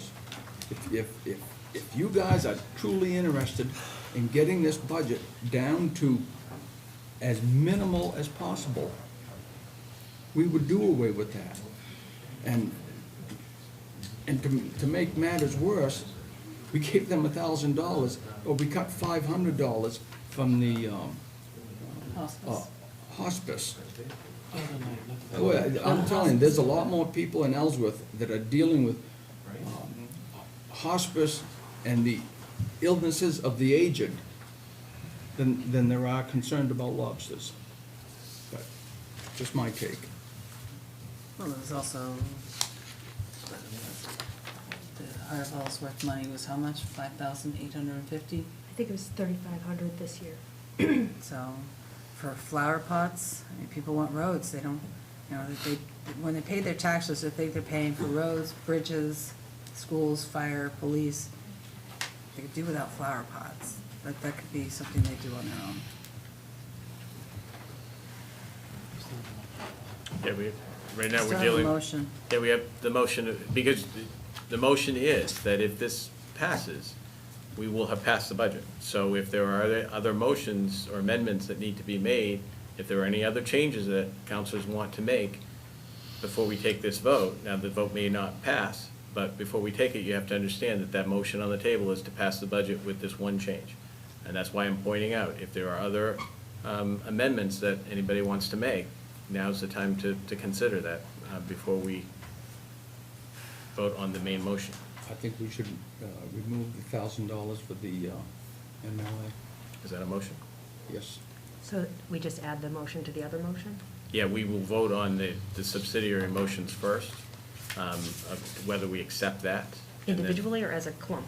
No, so the way it will work is that the motion that Council Blanchett is putting on the table is to amend the original motion. So we have to take that vote first.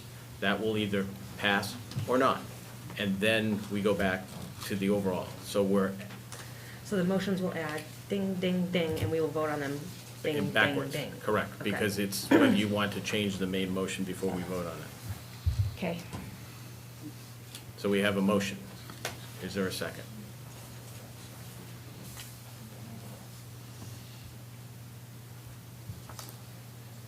do not have a second. So we will continue discussion on the main motion. I have a question for Manager Moser. Dispatch. We're getting more and more and more calls, especially from medical, that fire department goes out on.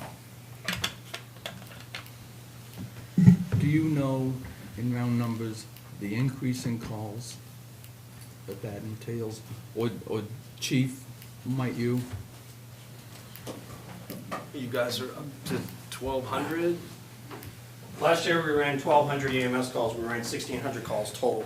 17 calls total last year. 1,200 of those were EMS. This year, as of today, I believe we're at 800. I'll tell you exactly what the last one was. So we're on track right now to do upwards of over 1,700 calls this year. And so who's taking these calls? Is there one person that does this? Yes. We have one, we staff our dispatch, which handles police, fire, and EMS, with one person. We're gonna come up against a bad spot on that road, I surmise, as the calls increase. If we're keeping just one person on for dispatch to handle all those calls. Yeah, there's a couple of issues with the single dispatcher. It's a safety issue, right, for all personnel involved, whether it be police, fire, EMS services, because one person can only divide their attention so many times. So when there's multiple situations going on, it's really difficult for that one person to be able to pay attention in so many different directions. That person is taking the phone calls from the public, Correct. answering the radio from police, fire, and EMS. Correct. And then also, to add to that, servicing citizens when they come to the counter as well. So there's multiple layers, and as our EMS increases, our EMS call volume increases, the same thing is happening on law enforcement side, where it's not like law enforcement's dropping off. Our call volume has consistently increased year after year after year. And so the position that was added in the dispatch was to add a fourth dispatcher who would work Monday through Friday as a backup dispatcher, like 11 to 7 was the shift that was considered, because it would get us through the busiest time. Law enforcement typically between 3 p.m. and 7 p.m. is our highest call volume. And so to help have support through that call volume time, as well as be able to support the fire and EMS, that additional personnel is eventually going to be needed. There's no way around it. And the cost on that with salary and benefits, again, round numbers? Well, the cost for the employee, just payroll, is between 43 and 47, depending on the level of training or experience the individual may have. And then the additional cost for benefits is 20,000, around 20,000. So 67, call it 70,000. Might I add that 1,700 calls works out to 4.65 calls per day, or 0.19 calls per hour. Okay. And so, But that's just on fire. So, That's but that's a just tough, fire. that's a, just. I agree with the statistic, okay? But the problem is we'll take example last night. You said 4.5 calls a day. They ran 5 calls last night between 9 and midnight. So that number varies from day to day and hour, but we could turn around and put a fix to say they run 4.5 calls a day. But there are days where they run 10 or 12 calls.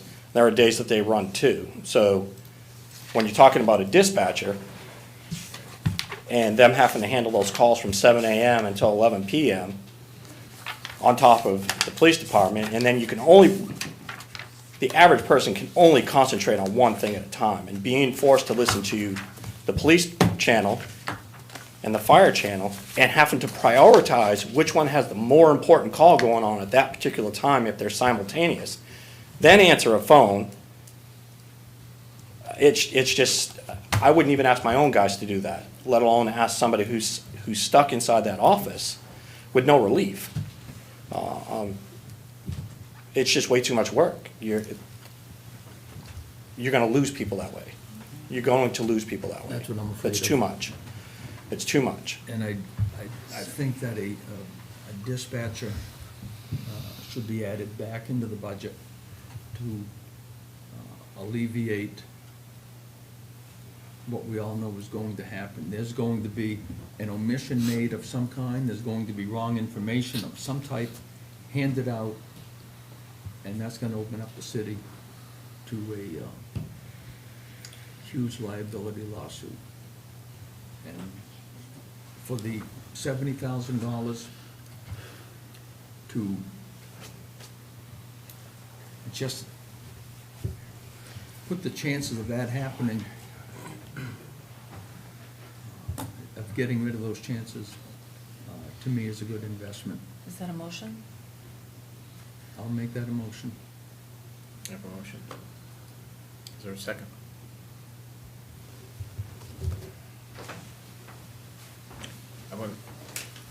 I'll second it, because I want some more discussion, so.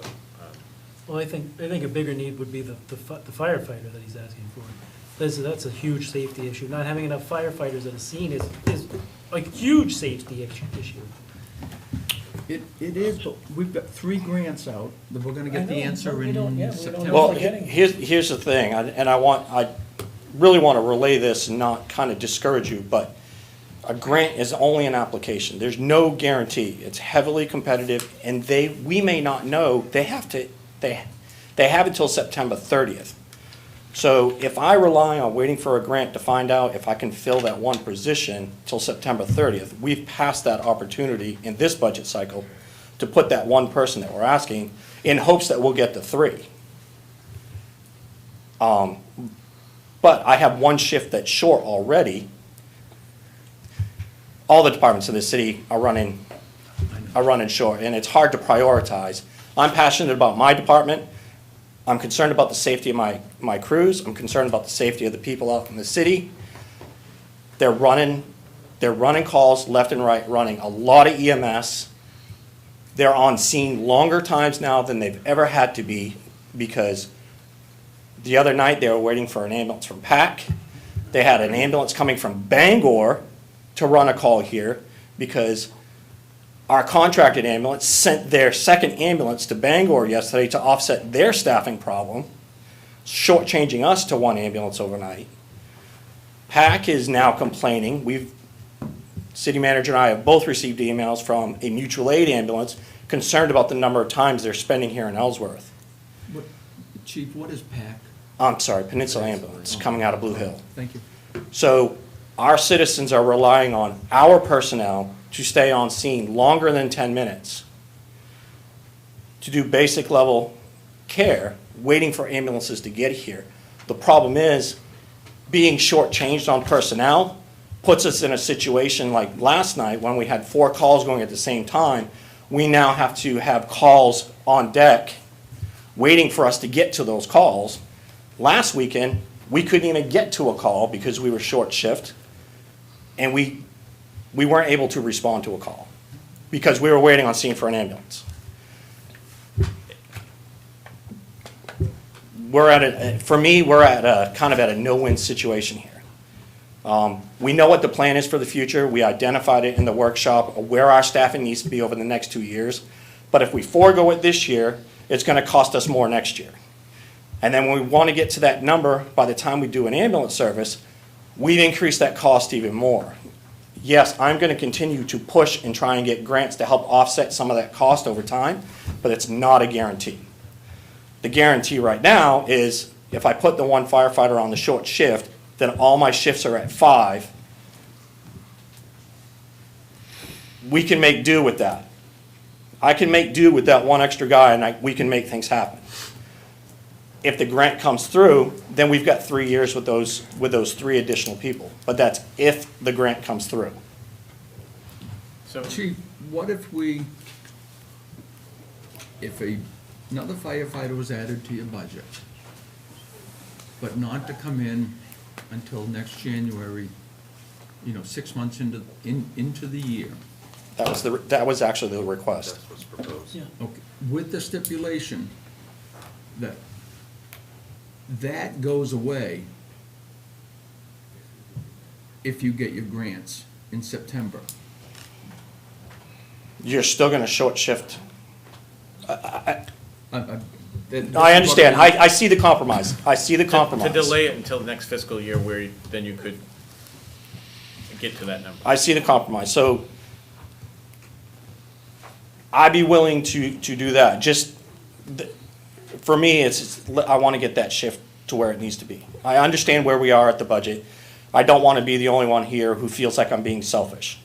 But at the end of the day, just like the other departments, we have to provide a product to the city. It costs money to do it. All of us came in as low as we could, with the exception of what it costs our salaries. We don't control our salaries. So most of us stayed pretty low on our budgets. I know I did my best to try and keep our budget as flat as possible. You actually, as a council, put money into mine to cover the fuel expenses that, again, I looked at in February, not looking at it going up another $1.50 a gallon, so. So you have a cloudy crystal ball. I'm just blessed that you guys offered me the money to help me out. So the compromise, yes, I would agree with the compromise that if we do get the grant by September 30th, that I'd be willing to forego the January firefighter for now and look towards adding that person in July of next year.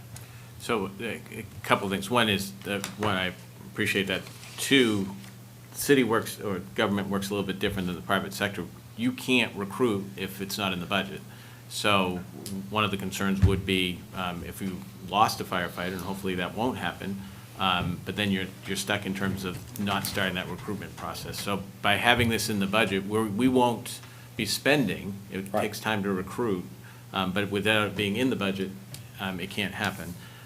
The other thing that I think is worth noting, and everybody in the community knows this, understands this, the economy is well beyond the control of this group. And what's happening in the economy is a problem across the board. And it impacts staffing for municipalities in the same way that it impacts staffing for any type of business, period. Workforce is a huge challenge. Recruitment for these challenging positions, first responders, won't get into the whole reason why I think some of that exists, but that took a tumble through the pandemic, coming out of the pandemic. There are lots of reasons why we can't recruit. And so when we start talking about being competitive to meet the needs of our citizens, I think we do have to listen to some of that. So I appreciate you still advocating and not just deferring to where we were at. I could support that. I guess the dispatch position, I think you took that position back out. Would want to know, would you want that back in? Is it going to end up in a situation where you could lose other people? What's your crystal ball on that? Yeah, I mean, without question, I took all 3 of the new positions out because I felt that there was some desire to see that amongst the council, but there's without question that by not bolstering our dispatch and continuing to have them be forced to work with such an exceptional workload, we're down 1 dispatcher now and have been for a couple of months. So it builds on the wear and tear of the individual employees. We're likely to have, without some relief, we're likely to have additional personnel leave. So it is absolutely a matter of shoring up our current staffing by giving them the resources they need. And in this particular case, much like the fire department and absolutely with the highway department as well, these additional staff are the resources that our folks need to help alleviate some of the workload that has been thrust upon them over time, and without it, I think all of us can get by. I think all of our departments can get by, but ultimately there's a price that my crystal ball, I can't tell you exactly, what that will be, but there is potential there that without resources, additional staff are gonna leave, they're gonna get burnt out, and they're gonna leave. So Bob, was that a motion? Wait, so, yeah, let me just state where we're at, so don't get lost, and I think this was the motion. So we have a motion and a second to add the dispatch position back into the budget. That was the motion that's on the table. And we're in discussion. So if there's another motion, certainly can entertain that. Motion or emotion? I have a motion to go with the compromise that we talked about with the chief of the fire department. Okay, so you want to add back in the position that would start in January. With the stipulation that if he got the grant, that we would take that one away. I would second that. So we have a motion and a second. So that is the motion we are now voting on. So that's a full-time person, but starting in January. Yes. Yeah. Councilor Lyons. And that's with Michelle's motion about the 500,000 for the library. Yes, that's this main motion, where that still sits here, and we're 2 motions deep. See? I think we can go further. We need a whiteboard. I'm good. This is gonna be a test, but I'm Tony's relying on. keeping track. I know, that's why I'm confident You that. got a bulletin board here, Donna. You got the whiteboard. Further discussion on the motion by Councilor Miller.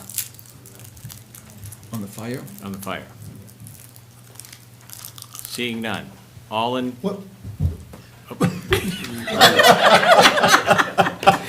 Seeing none for a split second. Now seeing that there is more discussion. Councilor Howard. I just simply need clarification on what we're voting on. I do too.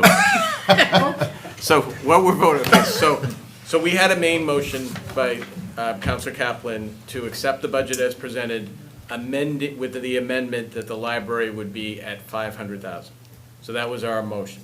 There was an amendment to that motion to restore the dispatch position. And before that was voted on, there was an amendment to restore the firefighter position with the compromise that the grant funds. So we have to work backwards now to approve those amendments. So could you just announce the amendment that we're voting Yeah, I on? will. Thank you. Councilor Hanson. Can I add one more motion? Sure, my ability for recall is gone, but go ahead. I don't feel super strongly about this, but I just wanted to propose it, and if no one seconds it, then I don't feel as passionately about it as I do about the library. But when we look at outside organizations and social services, Section 8, I noticed, and it's all very weird and arbitrary as we discussed when we went through the thing, that we do give the Chamber of Commerce like significantly more than any other organization, twice as much as any other organization. And I know the Chamber of Commerce is important, and I don't mean to diminish the importance of the Chamber of Commerce, either to the city or to the businesses. But when we talk a lot about Mr. and Mrs. Taxpayer, who we are thinking about a lot, I just wonder if that money would be better served helping the people in our city who are struggling to get by with the things that we know cost a lot more, namely transportation and food.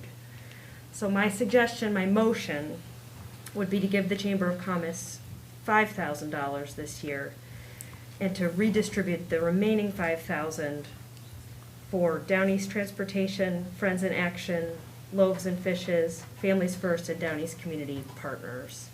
So distribute that money into the people, into the organizations that are helping with transportation and helping with food. That's my motion. Is there a second?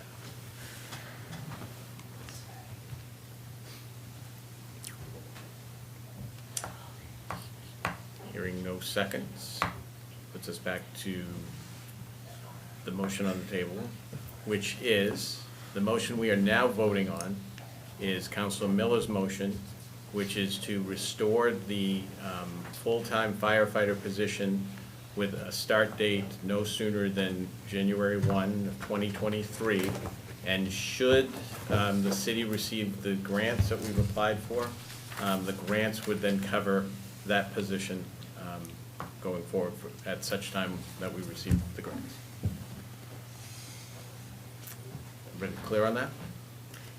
Can I ask one question about that? Of course. So if we approve the position, and it's gonna be in the budget for the amount of money that it is, and then we win the grant, what will happen to that amount of money?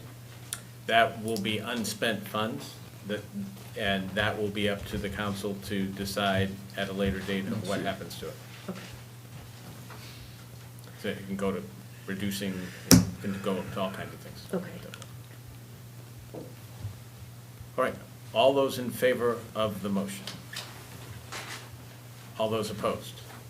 One opposed. It passes. Next motion. Next motion on the table is the motion to restore the dispatch position.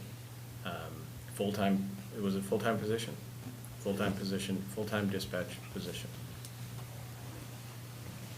All those in favor of restoring the dispatch position? One, two, three. All those opposed? Motion passes. And we're back to the main motion of the rest of the budget with the change to the library of $500,000 appropriation out of tax base. All those in favor? All those opposed? Two opposed, motion passes. So with that, we have one other motion that needs to be made. Going back to what I said at the beginning. The language.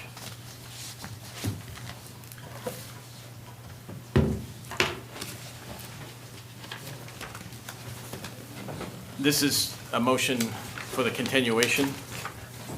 Motion to approve the continuing resolution as presented to extend all regular necessary business expenditures as required until final budget approval.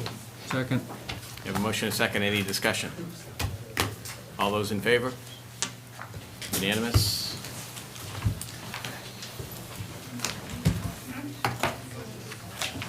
All right. So did you capture all those changes? Okay. All right. And we've done away with page 2, correct? Nope. Okay. And so, I'm sorry. No. I'm so confused. So, since we just voted the way we voted, if the school budget passes on July 12th, it's an automatic go. We don't need to do this vote again. Right, because everything has been approved at that point and it moves forward. The continuing resolution Got it. takes it forward to the point that it's successful. If it's, so until there's a final budget, if the school budget doesn't pass, it's gotta go through all the process again until it does, and as long as that takes, we'll be in a continuing resolution going forward. Got it. There's going to be a quiz in the morning. Got it. I'm ready for the quiz. It better be now. I'm not gonna remember by the morning. Yes. Well, we still have 1, 2, 3. Item 20, council order number 062006, request of the water superintendent to accept a capacity development grant of $30,000 through the Maine Drinking Water Program to hire Woodward and Curran to complete the capacity study of the high-pressure zone and authorize the city manager to sign all necessary documents. Motion to approve. He always does this right after the big money. Second.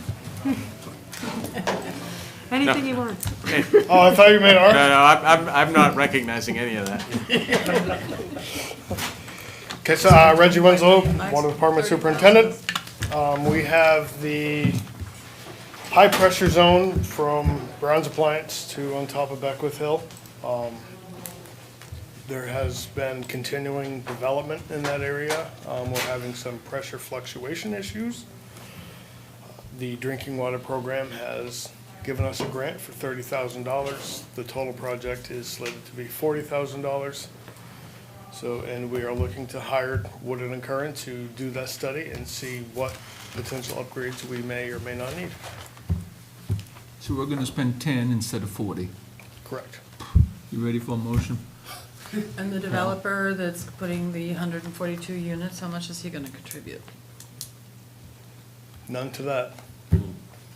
But without that, then that gives them, that creates more of a problem for the water department, a strain on the existing system.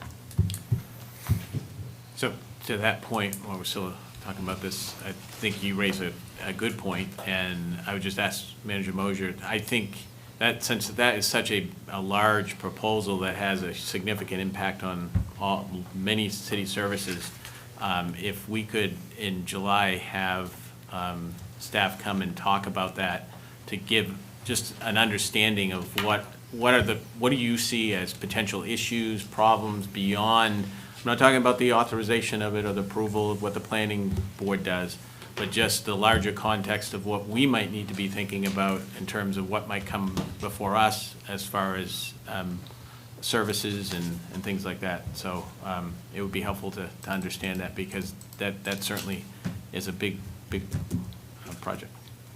Yep, we can do that.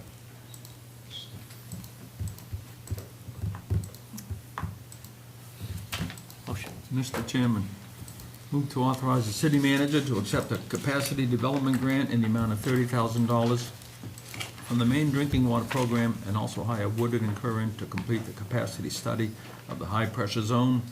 Project to be funded from the awarded grant and the Water Department operating budget, account number 6565370-63510.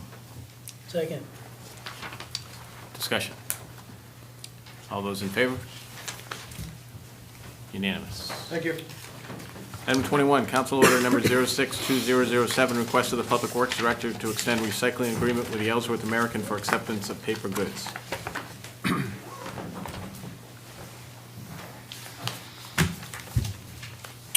Hi, councilors. In April 2019, the city went into an agreement with the Ellsworth American to accept their newsprint, the extra papers and the extra actual paper that they get from making newspapers for recycling at our recycling center. The city entered into this agreement when the American approached us without a place to recycle their materials due to the closure of the coastal recycling facility in Hancock.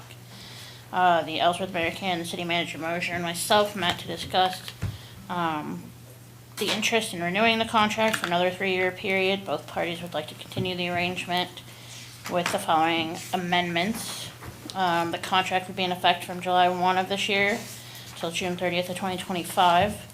And we are proposing to change the rate to $20 a ton to process the materials, a decrease of $20 a ton from the previous 3-year contract.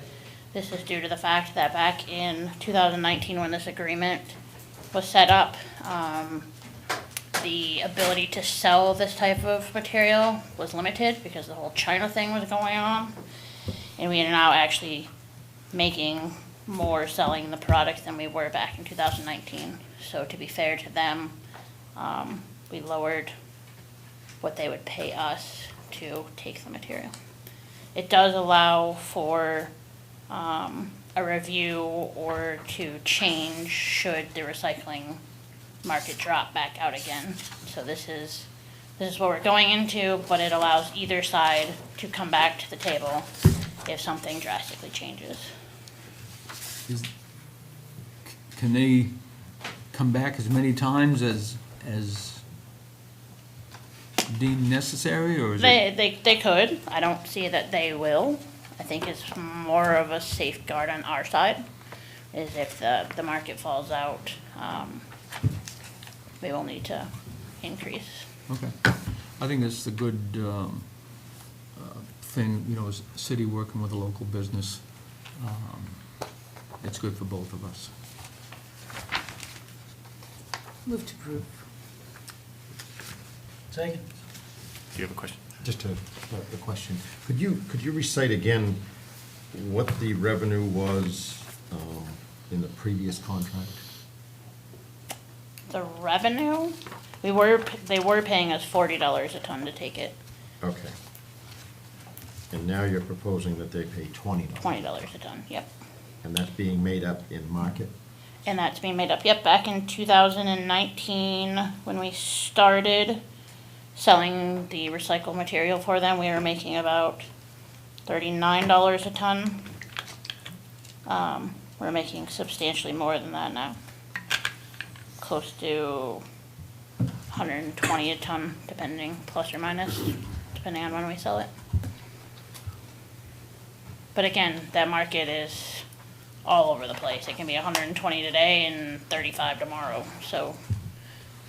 But it's significantly more than what it was in 2019, thus we chose to drop it 50% and take the safe route for the next 3 years. Is there any thought that maybe it would be a better solution to enter into a one-year contract with this volatile market? We could, but that's why we put in the clause to be able to renegotiate after, at any point during the contract. We just have to notify them that we want to renegotiate, so that, you know, if it's 6 months or 24 months and we find that we need to, we can sit down and honestly, it just saves me from getting up here every year. Well, if there's a substantial disagreement in the negotiations, We can terminate at any point in time. I think it's 60-day notice for termination, so.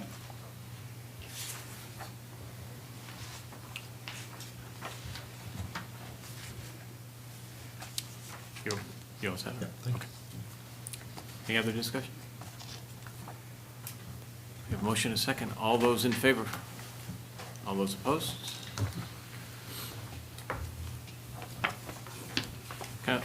Item 22, Council Order Number 062008, request of the Public Works Director to purchase bulk order of culverts for drainage project. Let's see, so this one is, requesting to order a bulk order of culverts to facilitate, sorry, I can't talk, it's getting late.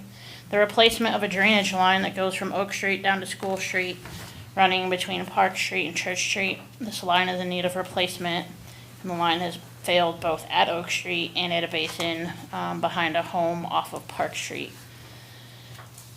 So I'm asking to buy, about 30 pieces of culvert. Council Kaplan.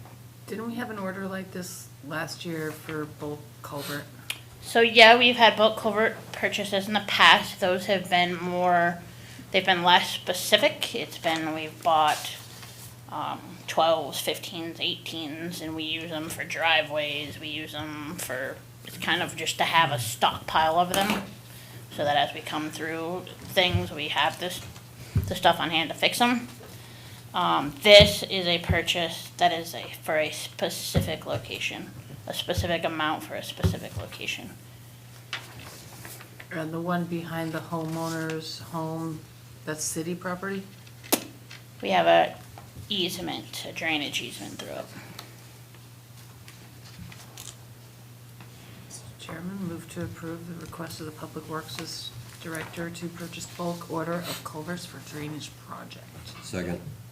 Motion and a second. Any discussion? I have a question. Yeah. Councilor O'Hara. Was there any solicitation for other quotes? Not specific to this one, but every year, usually February, March, I reach out to the local vendors that have culverts, ADS, EJP, Hammond Lumber, and whoever has the cheapest, I get price quotes from the different various ones, and whoever's the cheapest is who then I have gone with for purchasing culverts. So Hammond Lumber for the last 2 years has been the cheapest. Previous to that, it was Viking Lumber. So it depends on who has the better deal at that point in time. And so when did you check this price? You didn't check this particular I did one. not check this particular price, but they were cheaper. When I request a price for each different piece, each different size. And when was that? I think February, March.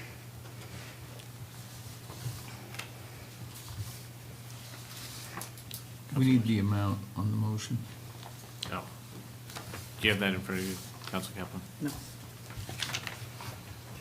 $36,746.70 from Hammond Lumber. Second. Oh. Second. It's all approved. That would be third. Any other discussion? There you go. Yeah, thanks. All those in favor? All those opposed? Sometimes if there's a break, I just scream second. Must be fun at work. Councilor O'Halloran, can I just ask you a question on that? And feel free not to answer. Just was it because it didn't go out to bid? Is that why you're opposed, or because of the spending? Well, I'm thinking that on a order like this, it would have been a simple phone call to check prices again. You're basing, if we'd had 3 estimates brought forward, I think that would be prudent, or maybe at least 2.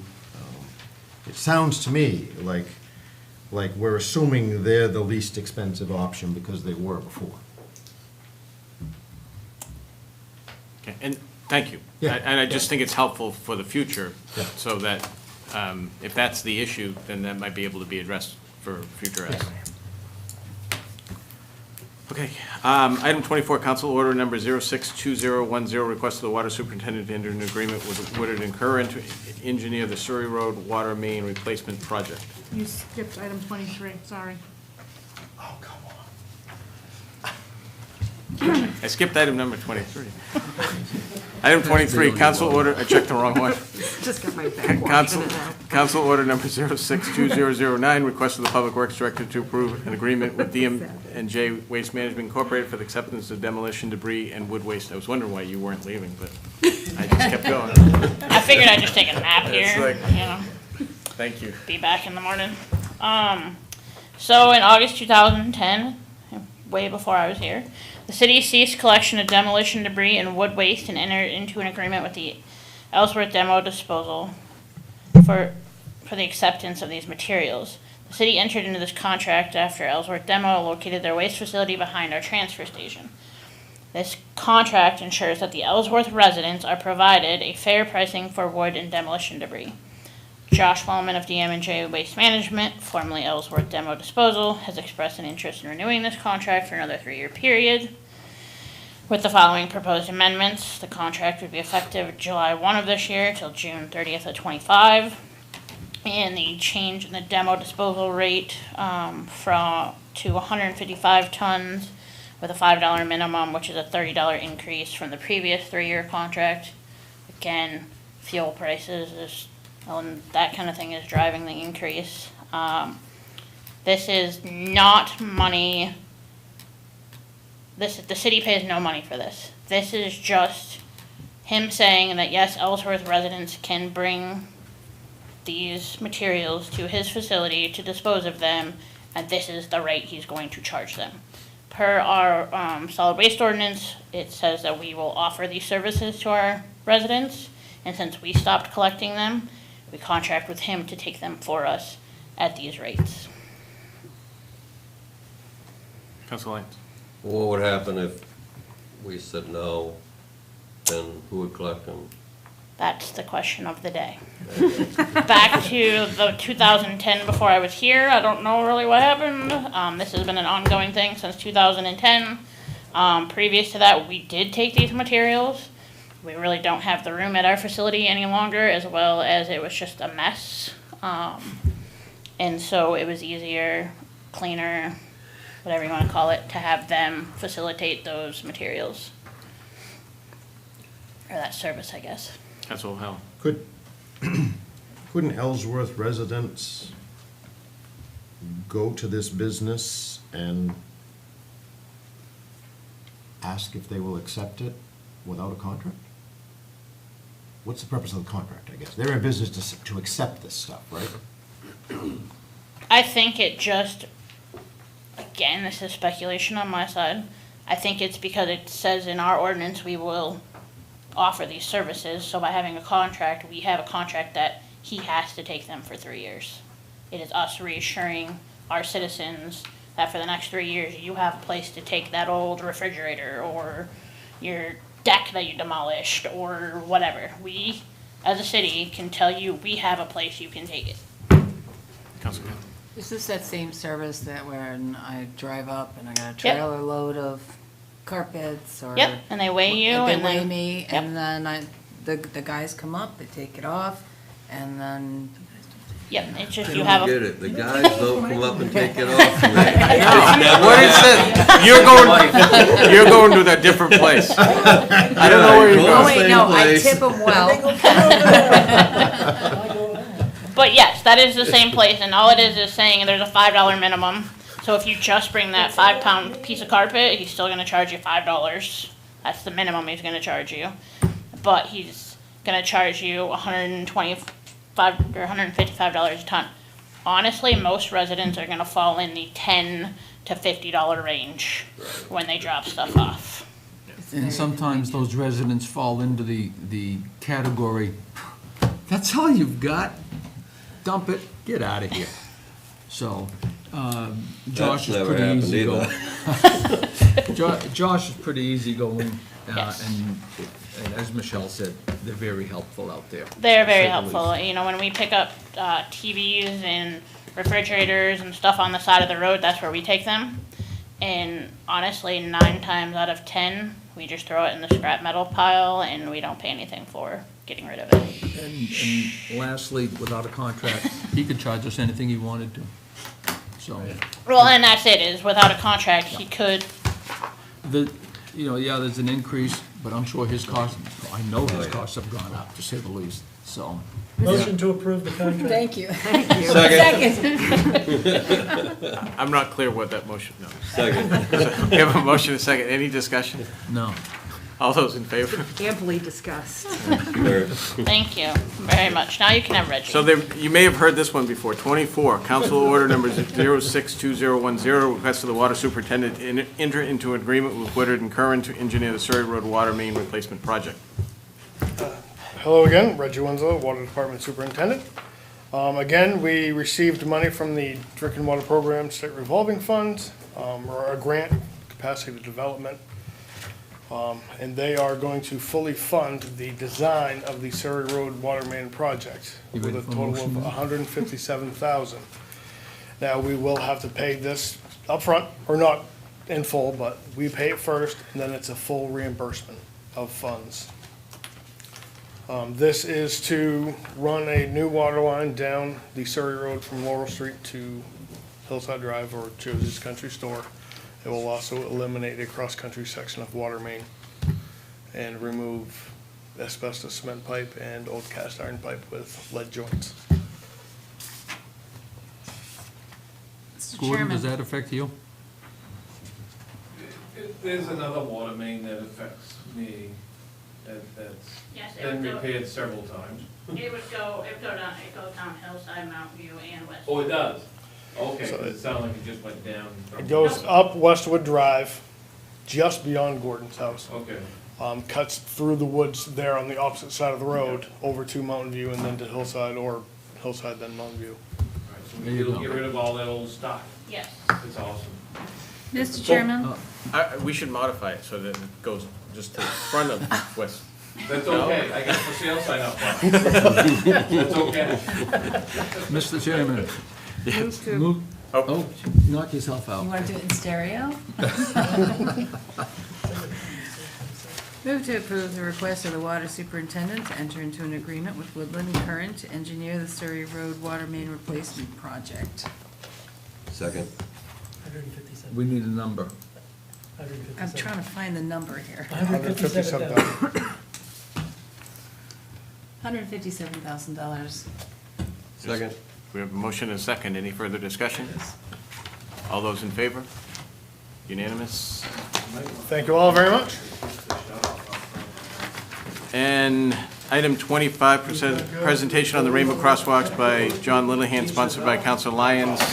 I believe he got his question answered during item number 6 hours ago. All right. So we can dispense I with that? think so, yes. All Yeah, we right. can dispense with that. All right, item 26, executive session, discuss labor negotiations between the City of Ellsworth and the Ellsworth Police Association in accordance with MRSA Title I, Chapter 13, Section 405, Paragraph 6D. So moved. Can we ask for a motion for an executive session? Motion, second. Second. All those in favor? All those opposed? We are going into executive session. We'll be reporting out.